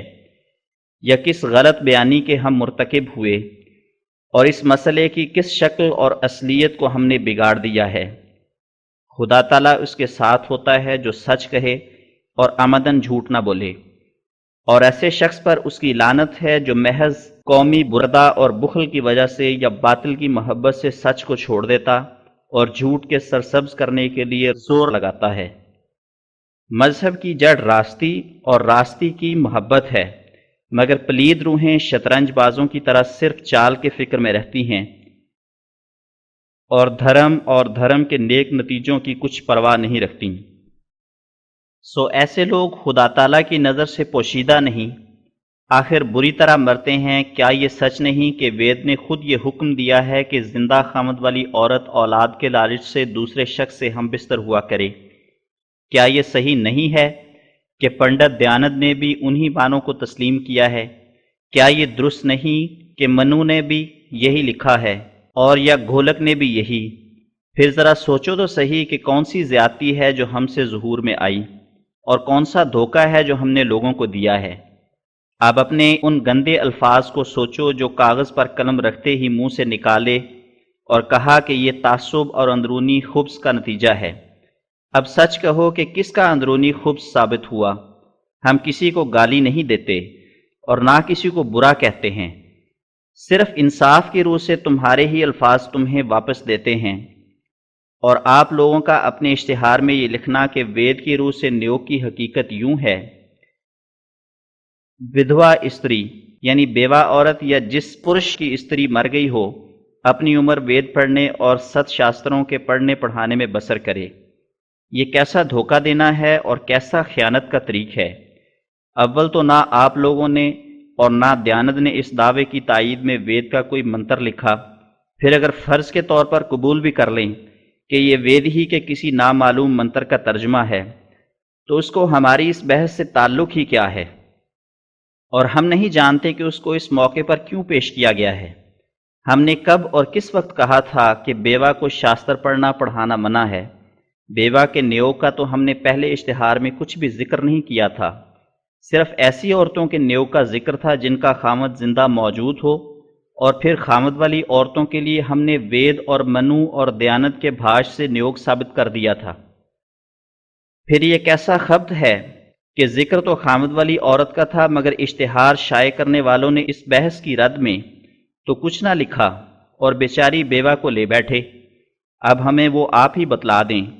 کہ کیا یہ پاک باطنی کا طریق ہے یا قدیم تعصب اور اندرونی خبث ہے۔ اے غافلو، ذرا آنکھیں کھولو اور دل کو سیدھا کرو اور سوچو کہ اس وقت بحث تو یہ ہے کہ ہم وید کی شرطی اور پنڈت دیانت کے بھاش سے یہ ثابت کرتے ہیں کہ جو آریہ بیوی والا ہو اور رنڈوا نہ ہو اور کسی وجہ سے قابل اولاد نہ رہا ہو، وہ کیسا ہی مردی کی طاقتیں رکھتا ہو، تو وید مقدس کی یہ آگیا ہے کہ اس کی جورو دوسرے سے اولاد حاصل کرے، اور جب تک پتر کا نطفہ نہ ٹھہرے تب تک یہ کاروائی برابر چلی جائے۔ یہی مضمون تھا جو ہم نے پہلے اشتہار میں لکھا تھا، جس کو آپ لوگوں نے کہا کہ یہ خبث نفس اور متعصبانہ جوش سے لکھا ہے، مگر افسوس تو یہ آتا ہے کہ ایسے سفلا پن کے گندے الفاظ منہ پر لا کر پھر ہمارے اشتہار پر رد کیا لکھا۔ کیا رد اسی کو کہتے ہیں کہ خامد والی کو چھوڑ کر بیوہ پر جا پڑے؟ ان بے تعلق قصوں کو درمیان میں لانا شاید اس غرض سے ہوگا کہ تا اصل بحث کی طرف لوگ توجہ نہ کریں اور اس طرح پر پردہ پوشی ہو جائے، لیکن اس خائنانہ طریق کو کوئی منصف پسند نہ کرے گا۔ کاش اگر ایسے بےہودہ اشتہار دینے کی جگہ چپ ہی رہتے تو ہمیں یقین ہو جاتا کہ یہ لوگ بھلے مانس اور اشراف ہیں۔ سچی بات کو دیکھ کر چپ ہی کر گئے، مگر اب تو انہوں نے مدت کے بعد پھر اپنا گند ہم پر ظاہر کیا۔ اب ہم دیکھتے ہیں کہ اس گندی تعلیم کو وہ کیوں کر اور کس تدبیر سے چھپاتے ہیں، یا اپنی عملی زندگی میں اپنی بے اولاد عورتوں کا نیوگ کرا کر ہمیں دکھاتے ہیں۔ برا نہ مانے، یہ کوئی بیجا بات ہم نے نہیں کہی۔ جو باتیں وید کی روح سے درست اور وید کی آگیا کے نیچے آ گئی ہیں ان کا آریوں کے لیے کرنا دھرم اور نہ کرنا مہا پاپ ہے، کیونکہ وید منسوخ تو نہیں ہوا تا یہ کہا جائے کہ پہلے یہ بات جائز تھی اور اب ناجائز ہو گئی ہے۔ اور جب ایسے مہان پرش جیسے دیانند اور یا گھولک اور منو جی نیوگ پر زور دیویں اور وید کی شرطیاں سنا دیں اور راجہ پانڈ کی رانیاں نیوگ کر کے دکھلاویں تو پھر کوئی آریہ مہا پاپی ہی ہوگا جو اب بھی یقین نہ کرے۔ پنڈت دیانت صاحب ستیارتھ پرکاش میں صاف لکھتے ہیں کہ نیوگ کے روکنے میں پاپ ہے۔ اب ظاہر ہے کہ جس کا روکنا پاپ ہے اس کا بجا لانا کس قدر واجبات سے ہے۔ سو اے آریو، دوڑو ثواب حاصل کرو تا ایسا ہو کہ ہر یک کی بیوی کے نیوگ سے 10 پتر ہوں۔ جائے شرم، اور میں سوچ میں ہوں کہ آپ لوگ کیوں بیچارے منو کے گرد ہو گئے کہ اس نے نیوگ کا مسئلہ آپ گھڑ لیا ہے۔ ذرا سوچو کہ اگر منو کی کتاب مذہبی نہیں تھی تو دیانت نے کیوں اس کا حوالہ دیا؟ یہ کس کو معلوم نہیں کہ منو ہندو دھرم میں ایک مسلم رشی ہے، اور منو سمرتی کے ادیا میں لکھا ہے کہ اس وقت کے رشیوں نے اقرار کیا کہ وید کا جاننے والا منو ہی ہے۔ غرض منو ایسا مسلم ہے کہ عدالت انگریزی بھی ہندوؤں کے مذہبی مقدمات کو منو کے دھرم شاستر کی روح سے فیصلہ کرتی ہے۔ بس یہ صحیح نہیں ہے کہ منو ملحدانہ زندگی بسر کرتا تھا اور وید کی پیروی سے اس نے استعفیٰ دے رکھا تھا۔ سب ہندو منو کو ایک بزرگ منش جانتے ہیں، اور اگر فرض بھی کر لیں کہ منو اپنی باتوں میں ویدوں کا تابع نہیں، تو پھر اس بات کا کیا جواب ہے کہ نیوگ کا مسئلہ کچھ منو کا ہی خاص عقیدہ نہیں، یہ تو آریہ دھرم میں ایک متفق علیہ عقیدہ ہے۔ نوٹ: نیوگ صرف عقیدہ ہی نہیں بلکہ قدیم سے آریوں کا اس پر عمل درآمد ہے، اور راجہ پانڈ کی رانیوں کا نیوگ تو ابھی بیان ہو چکا ہے۔ اور ڈاکٹر برنیئر اپنی کتاب وقائع سیر و سیاحت میں لکھتا ہے کہ جگناتھ کے مقام پر 100 جوان عورتیں نیوگ کرانے والی دیکھی گئیں، جو یہ پاک کام صرف بیراگیوں اور جوگیوں سے ہی کراتی تھیں اور ان کے لیے اپنی زندگی وقف کر رکھی تھی۔ اور پھر اسی کتاب کے صفحہ 96 میں ایک ہندو خاندانی سے نقل کر کے لکھا ہے کہ وہ کشمیر کے ایک ضلع میں گیا تو اس ضلع کے ہندوؤں نے اس کو خاندانی پا کر اپنی جورواں پیش کیں تاب وہ ان سے ہم بستر ہوئیں اور ایک معزز آدمی کی نسل سے انہیں فخر حاصل ہو۔ حاشیہ ختم۔ اور یہ بھی یاد رہے کہ پنڈت دیانند نے بھی نیوگ کے ثبوت میں علاوہ وید کے منو کا حوالہ دیا ہے۔ اب کیا دیانند کی بھی عقل ماری گئی تھی کہ جو ایک ایسے آدمی کا حوالہ دیتا ہے جو اپنے بیان میں وید کا ماہر نہیں؟ پھر جب کہ بڑے بڑے دھرم مورت لوگ منو کو ایسا سمجھتے رہے کہ وہ اپنے ہر یک قول میں وید کا پیرو ہے، اور دیانند ستھیارت پرکاش میں اس کی بہت تعریف کرتا ہے، تو پھر اس کی گواہی کو منظور نہ کرنا اگر ہٹ درمی نہیں تو اور کیا ہے؟ اور اگر آپ لوگ منو سے ناراض ہیں تو منو کو جانے دیں، مگر یہ تو فرمائیے کہ کچھ وید پر تو ناراضگی نہیں۔ مجھے تو معلوم ہوتا ہے کہ اصل ناراضگی آپ کی وید پر ہی ہے۔ منو پر تو بظاہر دانت پیسے جاتے ہیں، وہ بیچارہ ایسی شرطیوں کو وید میں پا کر کیوں کر اور کہاں چھپا سکتا تھا؟ کیا دیانند ان شرطیوں کو چھپا سکا؟ کیا آپ لوگوں کے بڑے مہاراج یا گولک جی بھاشکار ویدان شرطیوں کو چھپا سکے؟ تو پھر ایک دفعہ آپ لوگ ہاتھ دھو کر غریب منو کے پیچھے کیوں پڑ گئے؟ یہ تو ظلم ہے۔ اور اگر کہو کہ منو کے بعض دوسرے مقامات میں عام بدفعلی کا بھی جواز پایا جاتا ہے۔ حاشیہ۔ منو پر یہ الزام ٹھیک نہیں کہ اس نے نیوگ کا مسئلہ لکھا ہے، کیونکہ ہم بیان کر چکے ہیں کہ نیوگ کی تعلیم خود وید میں موجود ہے۔ اس میں نہ کوئی منو کا گناہ ہے، نہ یا گولک کا، نہ دیانند کا، نہ پوران والوں کا۔ ہاں، بظاہر یہ الزام منو پر لگ سکتا ہے کہ اس نے تمام ہندو عورتوں کو زنا کی رغبت دی ہے، کیونکہ اس نے لکھا ہے کہ بدفعلی عورتوں کی جبلی عادت ہے، اور زنا کی حالت میں عورت کی سزا صرف اسی قدر ہے کہ اگر نطفہ قرار پکڑ گیا ہو تو اس کا خصم اس کو اپنے نطفے سے پاک کرے، اور اگر قرار نہیں پکڑا تو حیض کا خون آتے ہی وہ آپ ہی پاک ہو جائے گی۔ لیکن سوامی دیال نے جو کچھ بازاری عورتوں کی نسبت لکھا ہے وہ بھی اس سے کم نہیں، کیونکہ وہ لکھتے ہیں کہ اگر بازاری عورت حرام کاری سے انکار کرے اور خرچی لے چکی ہو تو وہ اس خرچی کا 2 چند دام واپس کرے، اور اگر بدفعلی کا وعدہ کر دیا ہو اور ابھی کچھ نہ لیا ہو تو جس قدر لینے کا وعدہ تھا اسی قدر بطور تاوان دیوے۔ یہی حکم مرد کی نسبت ہے،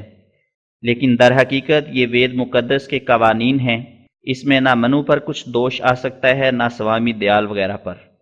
دیکھو ترجمہ یا گولک سمرت ادیا 2 شلوک 296۔ حاشیہ ختم۔ اس لیے ہم منو کی پیروی نہیں کر سکتے، تو اس کا جواب یہ ہے کہ منو کو ایسی بدفعلیوں کے لیے بھی کوئی وید کی شرطی ضرور ملی ہوگی، اور جبکہ خاندان کی ترقی کے لیے منکوحہ عورتوں کو آپ لوگوں کا وید وہ نالائق اجازت دیتا ہے کہ جس کا ہم کئی مرتبہ ذکر کر چکے ہیں، تو پھر اس سے بڑھ کر اور بے حیائی کیا ہوگی جس سے منو نے آپ لوگوں کا دل دکھایا ہے؟ سب سے گندا مسئلہ تو نیوگ کا ہے۔ پھر جب وہ وید میں موجود ہے تو کہنا چاہیے کہ وید میں سب کچھ ہے، اور اگر یہی سچ تھا کہ بیگانہ نطفہ بھی اپنا نطفہ ٹھہر سکتا ہے تو پھر چاہیے تھا کہ بیرج داتا کی امراض متعدیہ نطفہ کے ساتھ نہ آویں، بلکہ جس نے متبنہ کیا ہے اس کی متعدی مرض متبنہ کو لگ جائیں۔ پھر جبکہ قانون قدرت جو حقیقی بیٹے کے متعلق ہے بدل نہ سکا تو نسب میں کیوں کر تبدیلی واقع ہوگی؟ اور اس وقت یہ بیان کرنا بھی ہم ضروری سمجھتے ہیں کہ ہندوؤں میں نیوگ کا مسئلہ ایک نہایت مشہور مسئلہ ہے، یہاں تک کہ بعض نے اس کو صرف دینی واجبات سے ہی خیال نہیں کیا بلکہ بڑے ثواب کا ذریعہ خیال کیا ہے، اور پرانے وید کے مفسروں نے بھی اس مسئلے کو بڑی تفصیل سے لکھا ہے۔ چنانچہ آپ لوگ یا گولک جی کے نام سے واقف ہوں گے، جن کا ابھی میں نے ذکر کیا ہے، جن کا وید بھاش بڑے معتبر پائے کا سمجھا جاتا ہے، اور جو آریہ ورت کے بڑے نامی فاضل اور اول درجہ کے وید دانوں میں سے شمار کیے گئے ہیں، وہ اپنی کتاب یا گولک سمرتی کے 68 اشلوک میں لکھتے ہیں کہ جب عورت کو اپنے شوہر کے ساتھ مجامعت کرنے سے اولاد نہ پیدا ہو اور نہ آئندہ امید ہو تو حیض سے فارغ ہوتے ہی اپنے باپ وغیرہ بزرگوں سے اجازت لے کر اپنے دیور یا کسی اور ایسے ہی رشتہ دار کے ساتھ اس کے بدن میں گھی ملوا کر حاملہ ہونے تک مقاربت کر سکتی ہے، اور وہ لڑکا بیرج داتا اور کھیت دونوں کے مرنے کی پن دینے والا اور دونوں کی طرف سے ورثہ حاصل کرنے والا دھرم پورک ہوگا، یعنی عین حلال کا فرزند وید کے موافق۔ اب کہو اے حضرات، اب بھی تسلی ہوئی یا نہیں؟ اور کیا اب بھی شک ہے کہ ہم نے غلط بیانی کی؟ ہم بڑے شائق ہیں کہ آپ لوگ کوئی دوسرا اشتہار بھی نکالیں تاہم دیکھیں کہ ایک سچی حقیقت کے پوشیدہ کرنے کے لیے کہاں تک انسانی منصوبہ پیش جا سکتا ہے۔ یہ تجربہ ہو چکا ہے کہ جب یہ مسئلہ کسی آریہ صاحب کو کسی مجلس میں سنایا جاتا ہے تو پہلے تو اس کی کانشنس کی زبردست تاثیر اس کو یکلخت منکر ہونے کی طرف جھکاتی ہے، اور پھر وہ شخص لاچار ہو کر اس مسئلے کو دیانت یا منو کے سر پر تھوپتا ہے، اور پھر اس بات کے کھلنے سے کہ در حقیقت یہ وید ہی کا مسئلہ ہے، ایک عجیب طور کا انفعال اس کے شامل حال ہو جاتا ہے۔ مگر تعجب یہ کہ اتنی ندامتیں اٹھا کر پھر بھی خدا تعالیٰ کا خوف دل کو نہیں پکڑتا۔ پنڈت گرودت نے بھی، جس کو دیانت کے دوسرے نمبر پر سمجھا گیا تھا، اپنے ایک انگریزی رسالہ میں اس مسئلے کی صحت کا اقرار کیا ہے، مگر ہمیں تعجب ہے کہ گوردت تو باوجود اپنی انگریزی دانی اور سنسکرت کے استعداد کے بے تردد قبول کر لے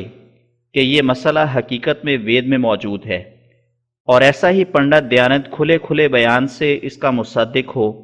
اور وید کی آگیا پیش کرے، منو اس کے عمل کے لیے تاکید کرے، یا گولک اس دستور کو وید کی ہدایت کے موافق بیان فرماویں، مگر چند بازاری قادیان کے جو محض ناخواندہ ہیں شور مچاویں کہ یہ مسئلہ صحیح نہیں۔ کیا ان تمام پنڈتوں میں اتنی عقل کا بھی مادہ نہیں تھا جو ان لوگوں میں موجود ہے؟ دنیا میں تعصب اور طرفداری کی کوئی حد بھی ہوتی ہے، مگر یہ لوگ تو حد سے گزر گئے۔ ہندوؤں میں یہ مسئلہ ایسا ہے جس میں نادان شور مچاوے اور دانا شرمندہ ہو۔ چند سال ہوئے ہیں کہ اسی مسئلے میں ایک معزز آریہ اور ایک برہمو کی بحث ہوئی۔ جب برہمو نے کتابیں دکھلائیں، وید کی شرطیاں پیش کرنی اور دیانت کا بھاش بھی دکھا دیا، تو وہ آریہ چونکہ شریف تھا دیکھتے ہی ندامت میں غرق ہو گیا اور عذر کیا کہ بھائی مجھے پہلے خبر نہ تھی کہ یہ گند بھی وید میں موجود ہیں، اور اسی دن سے آریہ مت سے دستبردار ہوا۔ اس معزز آریہ کی کارروائی سے جو ایک برہمو رسالہ میں چھپی ہے، صاف ثابت ہوتا ہے کہ اس قوم میں شریف آدمی بھی ہیں جو عزت اور غیرت اور حیا رکھتے ہیں، اس لیے امید کی جاتی ہے کہ وہ اس رسالے سے بہت نفع اٹھائیں گے، بلکہ ایسے تمام لوگ جو اس مسئلے کی تہ تک پہنچے ہوئے ہیں وہ ہرگز ان نادانوں سے اتفاق نہیں کریں گے جو ایک مشہور عقیدے کو چھپانا چاہتے ہیں۔ اکثر شریف آریہ ہرگز نہیں چاہتے کہ اس مسئلے کا ذکر بھی کیا جائے، کیونکہ ان کی انسانی حمیت اور غیرت کسی طرح اس قابل شرم عقیدے کو قبول نہیں کر سکتی۔ بھلا کون اس دیوسی کو پسند کرے کہ زندہ اور جیتا جاگتا ہو کر اپنی نیک چلن عورت کو جو عین نکاح کے قید میں ہے اپنے ہاتھ سے دوسرے سے ہم بستر کراوے اور آپ باہر کسی چٹائی پر لیٹا رہے؟ یہی تو بات ہے کہ قادیان کے غیرت مند آریہ وید کی اس ہدایت کو نہیں مانتے۔ ہاں، یہ ان کی نادانی ہے کہ جب ان کے وید کی اس تعلیم کو جو نیوگ ہے قابل اعتراض ٹھہرایا جائے تو وہ طیش میں آ کر مسلمانوں کو طلاق کے مسئلے سے الزام دینا چاہتے ہیں، حالانکہ ایک مسلمان ہرگز طعنہ سے شرمندہ نہیں ہوگا کہ اس نے ایک نابکار عورت کو اس کی کسی بد عملی اور بد چلنی اور ناپارسائی کی وجہ سے طلاق دے دی ہے، اور اس متعلقہ ناپاک سیرت کو کوئی اور شخص نکاح میں لایا ہے، بلکہ خوش ہوگا کہ اس نے ایک سڑے ہوئے اور متعفن عضو کو اپنے صحیح و سالم وجود میں سے کاٹ کر الگ پھینک دیا اور اس کے زہرناک ہمسائیگی سے نجات پائی۔ اگر کسی ہندو کی نظر میں ضرورتوں کے وقت میں بھی طلاق قابل اعتراض ہے تو یہ ایک دوسرا اعتراض ہندو مذہب پر ہوگا کہ ایک ہندو جس کی عورت زناکاری کی حالت میں بھی ہو تو چاہیے کہ ہندو اس گندے عضو کو اپنے وجود میں سے نہ کاٹے اور اس بات پر راضی رہے کہ اس کے گھر میں زنا ہوتا رہے، اور ایک عورت اس کی بیوی کہلا کر پھر اس کے سامنے اوروں سے بدکاری میں زندگی بسر کرے۔ بے شک وید کی تعلیم یہی ہے، مگر اسلامی تعلیم اس کے برخلاف ہے، اور ایک مسلمان کی غیرت اور عفت ہرگز اس بات کو روا نہیں رکھے گی کہ ایک پلید چلن عورت کو اپنا جوڑا قرار دے۔ غرض غیرت مندوں کے نزدیک ضرورتوں کے وقت طلاق ہرگز قابل اعتراض نہیں، بلکہ اعتراض اس حالت میں ہوگا کہ ایک عورت کو بدکار پا کر پھر نکاح کا تعلق اس سے قائم رکھے اور دیوس بن کر گزارا کرتا رہے۔ پس ایک مسلمان ایک مرتبہ نہیں بلکہ 1000 مرتبہ اقرار کر سکتا ہے کہ اس نے فلاں عورت کو کسی مکروہ حالت اور ناپاکی میں پا کر ایک متعفن عضو کی طرح اپنے وجود میں سے کاٹ دیا، اور بعد طلاق اور طیاق کے فلاں شخص کے نکاح میں وہ آ گئی۔ لیکن ایک آریہ کے لیے یہ اقرار مرنے سے کچھ کم نہیں کہ آج ہم نے اولاد کے لیے اپنی فلاں پاک دامن اور منکوحہ عورت کو فلاں شخص سے ہم بستر کیا ہے۔ پس نیوگ میں اور طلاق میں یہ فرق ہے کہ نیوگ میں تو ایک بے غیرت انسان اپنی پاک دامن اور بے لوث اور منکوحہ عورت کو دوسرے سے ہم بستر کرا کر دیوس کہلاتا ہے،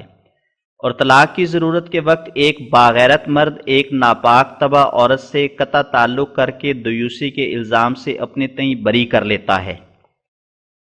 بالآخر یہ بھی یاد رہے کہ نیوگ کی رسم ایسی نہیں ہے کہ جو پہلے تھی اور اب ترک کی گئی ہے، بلکہ برابر آریوں میں پوشیدہ طور پر ہو رہی ہے۔ نوٹ: جس حالت میں نیوگ وید کا حکم ہے اور بقول آریہ پنڈتوں کے وید کے احکام قابل منسوخی نہیں، تو پھر رسم نیوگ ترک کیوں کر ہو سکتی ہے؟ کیا کسی زمانے میں وید منسوخ ہو سکتا ہے؟ نوٹ ختم۔ اور ضرورتوں کے وقت ہر یک ادنا اعلیٰ اس رسم کا پابند معلوم ہوتا ہے۔ ابھی ہم نے ایک بڑے نامی رئیس کا حال سنا ہے جو اس نے اپنی پیاری اور جوان بیوی سے اولاد کی خواہش سے نیوگ کرایا ہے۔ اسی طرح ہر یک طرف سے یہ خبریں پہنچ رہی ہیں، معلوم ہوتا ہے کہ آریہ لوگ اب وید کی اس تعلیم پر پورے طور پر کاربند ہونا چاہتے ہیں، مگر چونکہ انسانی کانشیس اس گندے کام کو قبول نہیں کرتا، اس لیے پوشیدہ طور پر یہ کارروائیاں شروع ہو گئی ہیں۔ عجیب باتیں سنی جاتی ہیں۔ حاشیہ: یہ ایک دھوکہ کی بات ہے کہ نیوگ کرانے کے وقت ہمیشہ مرد پر ہی الزام دیا جاتا ہے کہ وہ ناقابل اولاد ہے، اور اسی خیال سے عورت کو دوسرے سے ہم بستر کراتے ہیں۔ گو کبھی کبھی یہ بھی ممکن ہو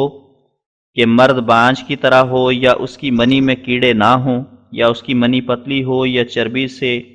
منافذ بند ہو گئے ہوں، اور اس وجہ سے اولاد نہ ہو سکے، مگر طبی تحقیقات سے یہ زیادہ تر ثابت ہے کہ اولاد نہ ہونے کی حالت میں اکثر عورتوں کے ہی رحم وغیرہ میں قصور ہوتا ہے۔ اس لیے ہم آریوں کو نیک صلاح دیتے ہیں کہ جھٹ پٹ اپنی عورتوں کو دوسروں سے ہم بستر نہ کرا دیا کریں، پہلے ڈاکٹر کو بلا کر عورت کے رحم اور دوسری اندرونی بناوٹ کا حال بذریعہ آلات دریافت کرا لیں۔ ایسا نہ ہو کہ دراصل عورت کا ہی قصور ہو اور پھر وہ ناحق ساری عمر بدکاری کراتی رہے اور آخر بوجہ عقیمہ ہونے کے ناکام رہے اور کوئی بچہ نہ ہو۔ یہ صلاح نیک ہے، ضرور اس پر عمل کریں۔ اگر وید نے نہیں بیان کیا تو اس کی غلطی ہے۔ مرد باید کہ گیرد اندر گوش، گر نوشتہ است پند بر دیوار۔ حاشیہ ختم۔ ایک معزز آریہ کے گھر میں اولاد نہیں ہوتی، دوسری شادی کر نہیں سکتا کہ وید کی روح سے حرام ہے۔ آخر نیوگ کی ٹھہرتی ہے، یار دوست مشورہ دیتے ہیں کہ لالا صاحب نیوگ کرائیے، اولاد بہت ہو جائے گی۔ ایک بول اٹھتا ہے کہ مہر سنگھ جو اسی محلے میں رہتا ہے اس کام کے بہت لائق ہے، لالا بہاری لال نے اس سے نیوگ کرایا تھا، لڑکا پیدا ہو گیا۔ یہ لالا لڑکا پیدا ہونے کا نام سن کر باغ ہو گیا، بولا مہاراج آپ ہی نے سب کام کرنے ہیں، میں تو مہر سنگھ کا واقف بھی نہیں۔ مہاراج شریف النفس بولے کہ ہاں ہم سمجھا دیں گے، رات کو آ جائے گا۔ مہر سنگھ کو خبر دی گئی، وہ محلے میں ایک مشہور قمار باز اول نمبر کا بدماش اور حرام کار تھا۔ سنتے ہی بہت خوش ہو گیا اور انہی کاموں کو وہ چاہتا تھا، پھر اس سے زیادہ اس کو کیا چاہیے تھا؟ ایک نوجوان عورت اور پھر خوبصورت شام ہوتے ہی آ موجود ہوا۔ لالا صاحب نے پہلے ہی دلالہ عورتوں کی طرح ایک کوٹری میں نرم بستر بچھوا رکھا تھا اور کچھ دودھ اور حلوہ بھی 2 برتنوں میں سرہانے کی طاق میں رکھوا دیا تھا اگر بیرج داتا کو ذوف ہو تو کھا پی لے۔ پھر کیا تھا، آتے ہی بیرج داتا نے لالا دیوس کے نام و ناموس کا شیشہ توڑ دیا اور وہ بدبخت عورت تمام رات اس سے منہ کالا کراتی رہی، اور اس پلید نے جو شہوت کا مارا تھا نہایت قابل شرم اس عورت سے حرکتیں کی، اور لالا باہر کے دالان میں سوئے اور تمام رات اپنے کانوں سے بے حیائی کی باتیں سنتے رہے، بلکہ تختوں کی دراڑوں سے مشاہدہ بھی کرتے رہے۔ صبح وہ خبیث اچھی طرح لالا کی ناک کاٹ کر کوٹری سے باہر نکلا۔ لالا تو منتظر ہی تھے، دیکھ کر اس کی طرف دوڑے اور بڑے ادب سے اس پلید بدماش کو کہا، سردار صاحب رات کیا کیفیت گزری؟ اس نے مسکرا کر مبارکباد دی اور اشاروں میں جتا دیا کہ حمل ٹھہر گیا۔ لالا دیوس سن کر بہت خوش ہوئے اور کہا کہ مجھے تو اسی دن سے آپ پر یقین ہو گیا تھا جبکہ میں نے بہاری لال کے گھر کی کیفیت سنی تھی، اور پھر کہا وید حقیقت میں ودیا سے بھرا ہوا ہے، کیا عمدہ تدبیر لکھی ہے جو خطا نہ گئی۔ مہر سنگھ نے کہا کہ ہاں لالا صاحب سب سچ ہے، کیا وید کی آگیا کبھی خطا بھی جاتی ہے؟ میں تو انہی باتوں کے خیال سے وید کو ست ودیاؤں کا پستک مانتا ہوں۔ اور دراصل مہر سنگھ ایک شہوت پرست آدمی تھا، اس کو کسی وید شاستر اور شرتی شلوک کی پرواہ نہ تھی اور نہ ان پر کچھ اعتقاد رکھتا تھا۔ اس نے صرف لالا دیوس کی حماقت کی باتیں سن کر اس کے خوش کرنے کے لیے ہاں میں ہاں ملا دی، مگر اپنے دل میں بہت ہنسا کہ اس دیوس کو پتر لینے کے لیے کہاں تک نوبت پہنچ گئی۔ پھر اس کے بعد مہر سنگھ تو رخصت ہوا اور لالا گھر کی طرف خوش خوش آیا، اور اسے یقین تھا کہ اس کی استری رام دیئی بہت ہی خوشی کی حالت میں ہوگی کیونکہ مراد پوری ہوئی، لیکن اس نے اپنے گمان کے برخلاف اپنی عورت کو روتے پایا، اور اس کو دیکھ کر تو وہ بہت ہی روئی، یہاں تک کہ چیخیں نکل گئیں اور ہچکی آنی شروع ہوئی۔ لالا نے حیران سا ہو کر اپنی عورت کو کہا کہ ہے بھگوان، آج تو خوشی کا دن ہے کہ دل کی مرادیں پوری ہوئیں اور بیج ٹھہر گیا، پھر تو روتی کیوں ہے؟ وہ بولی میں کیوں نہ روؤں، تو نے سارے کنبے میں میری مٹی پلید کی اور اپنی ناک کاٹ ڈالی اور ساتھ ہی میری بھی، اس سے بہتر تھا کہ میں پہلے ہی مر جاتی۔ لالا دیوس بولا کہ یہ سب کچھ ہوا مگر اب بچہ ہونے کی بھی کس قدر خوشی ہوگی، وہ خوشیاں بھی تو ہی کرے گی۔ مگر رام دیئی شاید کوئی نیک اصل کی تھی، اس نے ترت جواب دیا کہ حرام کے بچے پر کوئی حرام کا ہی ہو تو خوشی مناوے۔ لالا تیز ہو کر بولا کہ ہے کیا کہہ دیا، یہ تو وید آ گیا ہے۔ عورت کو یہ بات سن کر آگ لگ گئی، بولی میں نہیں سمجھ سکتی کہ یہ کیسا وید ہے جو بدکاری سکھلاتا اور زناکاری کی تعلیم دیتا ہے۔ یوں تو دنیا کے مذاہب ہزاروں باتوں میں اختلاف رکھتے ہیں، مگر یہ کبھی نہیں سنا کہ کسی مذہب نے وید کے سوا یہ تعلیم بھی دی ہو کہ اپنی پاک دامن عورتوں کو دوسروں سے ہم بستر کراؤ۔ آخر مذہب پاکیزگی سکھلانے کے لیے ہوتا ہے، نہ بدکاری اور حرام کاری میں ترقی دینے کے لیے۔ جب رام دیئی یہ سب باتیں کہہ چکی تو لالا نے کہا کہ چپ رہو، اب جو ہوا سو ہوا، ایسا نہ ہو کہ شریک سنے اور میرا ناک کاٹیں۔ رام دیئی نے کہا کہ اے بے حیا، کیا ابھی تک تیرا ناک تیرے منہ پر باقی ہے؟ ساری رات تیرے شریک نے جو تیرا ہمسایا اور تیرا پکا دشمن ہے، تیری سحروں کی بیاختہ اور عزت کے خاندان والی سے تیرے ہی بستر پر چڑھ کر تیرے ہی گھر میں خرابی کی، اور ہر یک ناپاک حرکت کے وقت جتا بھی دیا کہ میں نے خوب بدلہ لیا۔ سو کیا اس بے غیرتی کے بعد بھی تو جیتا ہے؟ کاش تو اس سے پہلے ہی مرا ہوتا۔ اب وہ شریک اور پھر دشمن باتیں بنانے اور ٹھٹھا کرنے سے کب باز رہے گا؟ بلکہ وہ تو کہہ گیا ہے کہ میں اس فتح عظیم کو چھپا نہیں سکتا کہ جو آج وساوا مل کے مقابل پر مجھے حاصل ہوئی۔ میں ضرور رام دیئی کا سارا نقشہ محلے کے لوگوں پر ظاہر کروں گا، سو یاد رکھ کہ وہ ہر ایک مجلس میں تیرا ناک کاٹے گا اور ہر ایک لڑائی میں یہ قصہ تجھے جتائے گا، اور اس سے کچھ تعجب نہیں کہ وہ دعویٰ کر دے کہ رام دیئی میری ہی عورت ہے، کیونکہ وہ اشارہ سے یہ کہہ بھی گیا ہے کہ آئندہ بھی میں تجھے کبھی نہیں چھوڑوں گا۔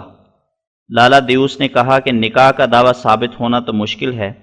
البتہ یارانہ کا اظہار کرے تو کرے، تا ہماری اور بھی رسوائی ہو۔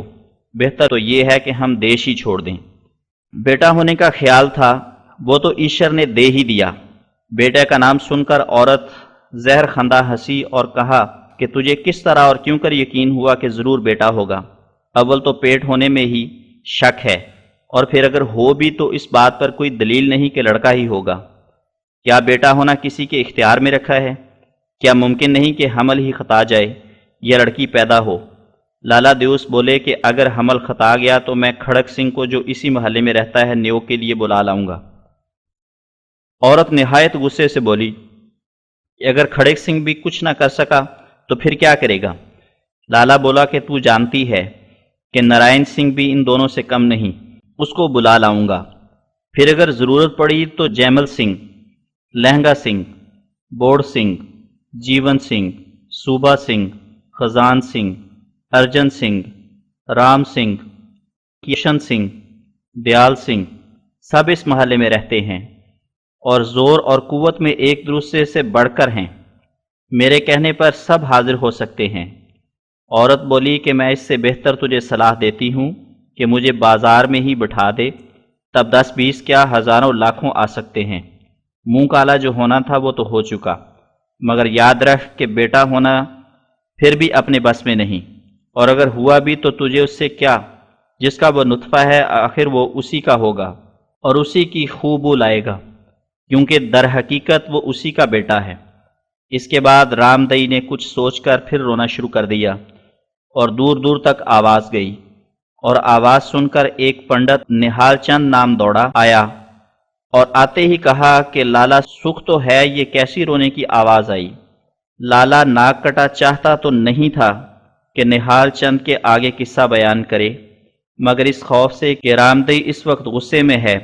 اگر میں بیان نہ کروں تو وہ ضرور بیان کر دے گی۔ کچھ کھسیانہ سا ہو کر زبان دبا کر کہنے لگا کہ مہاراج آپ جانتے ہیں کہ وید میں وقت ضرورت نیوگ کے لیے آ گیا ہے، سو میں نے بہت دنوں سوچ کر رات کو نیوگ کرایا تھا۔ مجھ سے یہ غلطی ہوئی کہ میں نے نیوگ کے لیے مہر سنگھ کو بلا لیا۔ پیچھے معلوم ہوا کہ وہ میرے دشمن کرم سنگھ کا بیٹا اور نہایت شریر آدمی ہے، وہ مجھے اور میری استری کو ضرور خراب کرے گا، اور وہ وعدہ کر گیا ہے کہ میں یہ ساری کیفیت خوب شائع کروں گا۔ نہال چند بولا کہ در حقیقت بڑی غلطی ہوئی، اور پھر بولا کہ وساوا مل تیری سمجھ پر نہایت ہی افسوس ہے، کیا تجھے معلوم نہ تھا کہ نیوگ کے لیے پہلا حق برہمنوں کا ہے، اور غالباً یہ بھی تجھ پر پوشیدہ نہیں ہوگا کہ اس محلے کی تمام خطرانی عورتیں مجھ سے ہی نیوگ کراتی ہیں، اور میں دن رات اسی سیوا میں لگا ہوا ہوں۔ پھر اگر تجھے نیوگ کی ضرورت تھی تو مجھے بلا لیا ہوتا،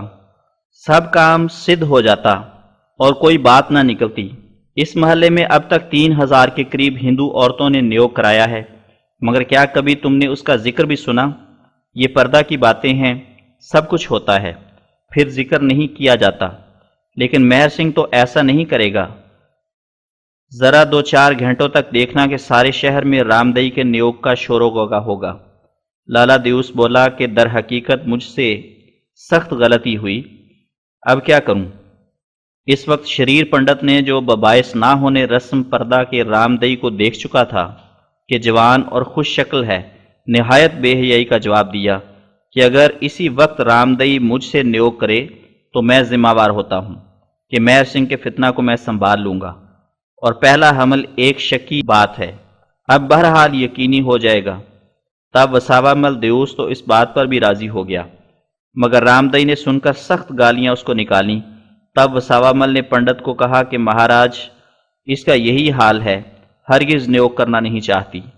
پہلے بھی مشکل سے کرایا تھا، جس کو یاد کر کے اب تک رو رہی ہے کہ میرا منہ کالا کیا، اسی سے تو اس نے چیخیں ماری تھیں جن کو آپ سن کر دوڑے آئے۔ تب وہ شہوت پرست پنڈت وساوا مل کی یہ بات سن کر رام دئی کی طرف متوجہ ہوا اور کہا، نہیں باغوان، نیوگ کو برا نہیں ماننا چاہیے، یہ وید آ گیا ہے، مسلمان بھی تو عورتوں کو طلاق دیتے ہیں، اور وہ عورتیں کسی دوسرے سے نکاح کر لیتی ہیں، سو جیسے طلاق جیسے نیوگ بات ایک ہی ہے۔ اگر کوئی مسلمان تمہیں نیوگ کا تانا دے تو تم طلاق کا تانا دے دیا کرو، مگر نیوگ سے انکار مت کرو۔ کہ اس میں کچھ بھی دوش نہیں۔ بے شک مزہ سے نیوگ کرو، اگر ہم سے ناراض ہو تو خیر کسی اور سے، ایک سے نہیں دوسرے سے، دوسرے سے نہیں تیسرے سے، آخر ضرور مطلب حاصل ہوگا۔ تمہاری پڑوسن ہردئی نے 15 برس تک مجھ سے ہی نیوگ کرایا تھا۔ ایشر کی کرپا سے 10 پتر ہوئے جو اب تک زندہ موجود ہیں، اور ایک مدرسہ میں پڑھتا ہے۔ چنانچہ اب تک رلیا رام ہردئی کا شوہر ہمارا احسان مند ہے اور بہت کچھ سیوا کرتا ہے اور ہمارا گن گاتا ہے کہ تم نے ہی مجھے پتر دیے، تم بھی اگر چاہو تو ہم حاضر ہیں۔ اور تمہاری ابھی وسطا کیا ہے؟ 13-14 سال کی عمر ہوگی۔ برابر نیوگ کراتی رہو۔ ہاں یہ مشورہ ضرور دیتا ہوں کہ برہمن کا بیج چاہیے، موتی جیسے پتر ہوں گے، اور کیا چاہتی ہو؟ رامدئی یہ باتیں سن کر آگ بگولا ہو گئی اور بولی کہ اے پاجی پنڈت، تیری استری نارائن دئی کو بھی تو اب تک کوئی لڑکا پیدا نہیں ہوا، تو اس کا نیوگ کیوں نہیں کراتا تا اچھے اچھے سندر بچے پیدا ہوں؟ بلکہ میں نے تو سنا ہے کہ تیری لڑکی بشن دئی بھی اب تک بچوں کو ترستی ہے، اس کا بھی نیوگ کرا۔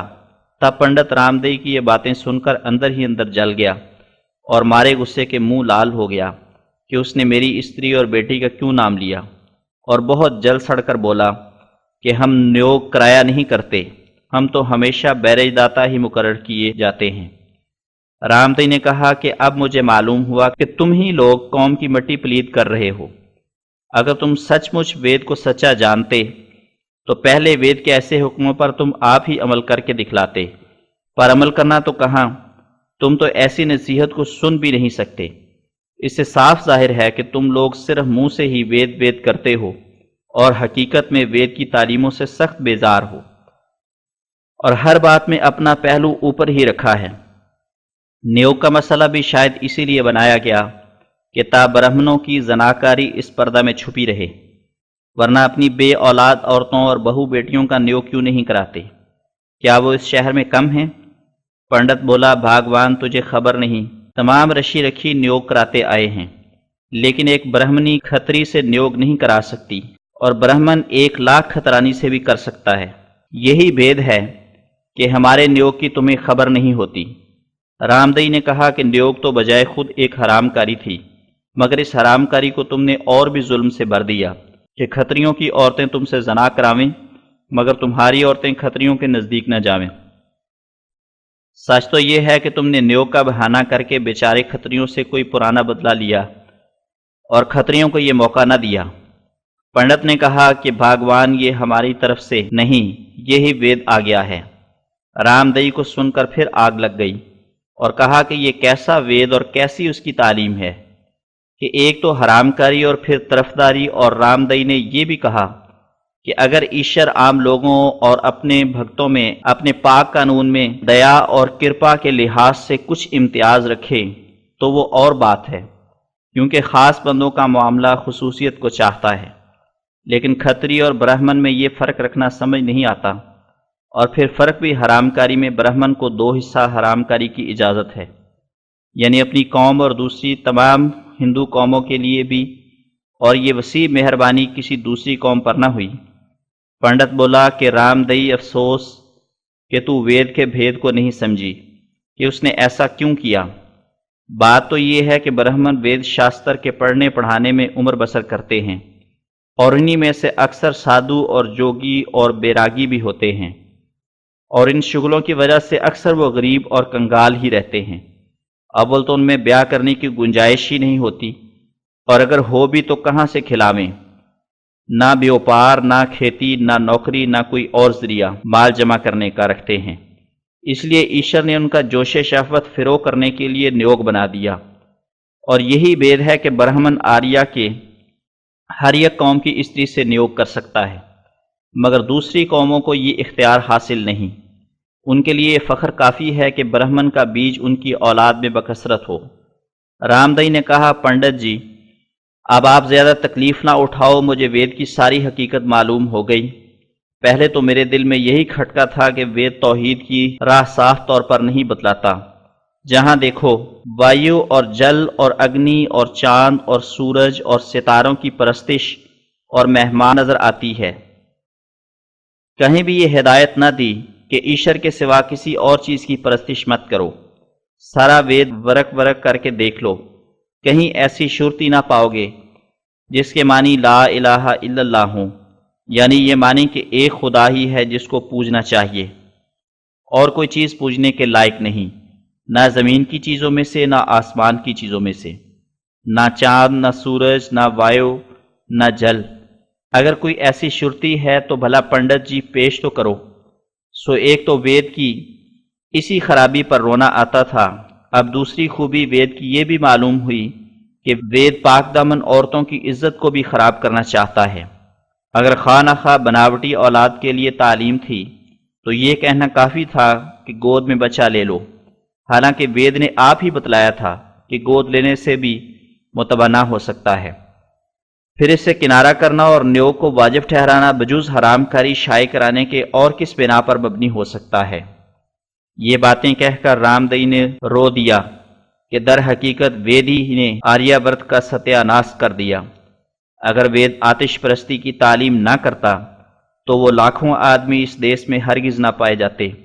جو اس زمانے میں بھی اگنی پوجا میں مشغول ہیں۔ جن چیزوں کی وید نے تعظیم بیان کی، انہی چیزوں کی ہماری قوم میں قدیم سے پرستش جاری ہے۔ پھر رامدئی نے پنڈت کو مخاطب کر کے یہ بھی کہا کہ یہ جو تو نے کہا کہ آریوں میں نیوگ ایسا ہے جیسا کہ مسلمانوں میں طلاق، اس سے معلوم ہوا کہ تم اس گند کو کسی طرح چھوڑنا نہیں چاہتے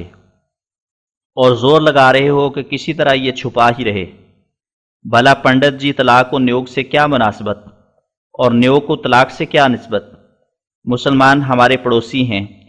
اور اس بات کو ہم خوب جانتے ہیں کہ مسلمانوں میں نکاح ایک معاہدہ ہے جس میں مرد کی طرف سے مہر اور تعہد نان و نفقہ اور اسلام اور حسن معاشرت شرط ہے، اور عورت کی طرف سے عفت اور پاک دامنی اور نیک چلنی اور فرما برداری شرائط ضروریہ میں سے ہے۔ اور جیسا کہ دوسرے تمام معاہدے شرائط کے ٹوٹ جانے سے قابل فسخ ہو جاتے ہیں، ایسا ہی یہ معاہدہ بھی شرطوں کے ٹوٹنے کے بعد قابل فسخ ہو جاتا ہے۔ صرف یہ فرق ہے کہ اگر مرد کی طرف سے شرائط ٹوٹ جائیں تو عورت خود بخود نکاح کے توڑنے کی مجاز نہیں ہے، جیسا کہ وہ خود بخود نکاح کرنے کی مجاز نہیں، بلکہ حاکم وقت کے ذریعے سے نکاح کو توڑا سکتی ہے، جیسا کہ ولی کے ذریعے سے نکاح کو کرا سکتی ہے۔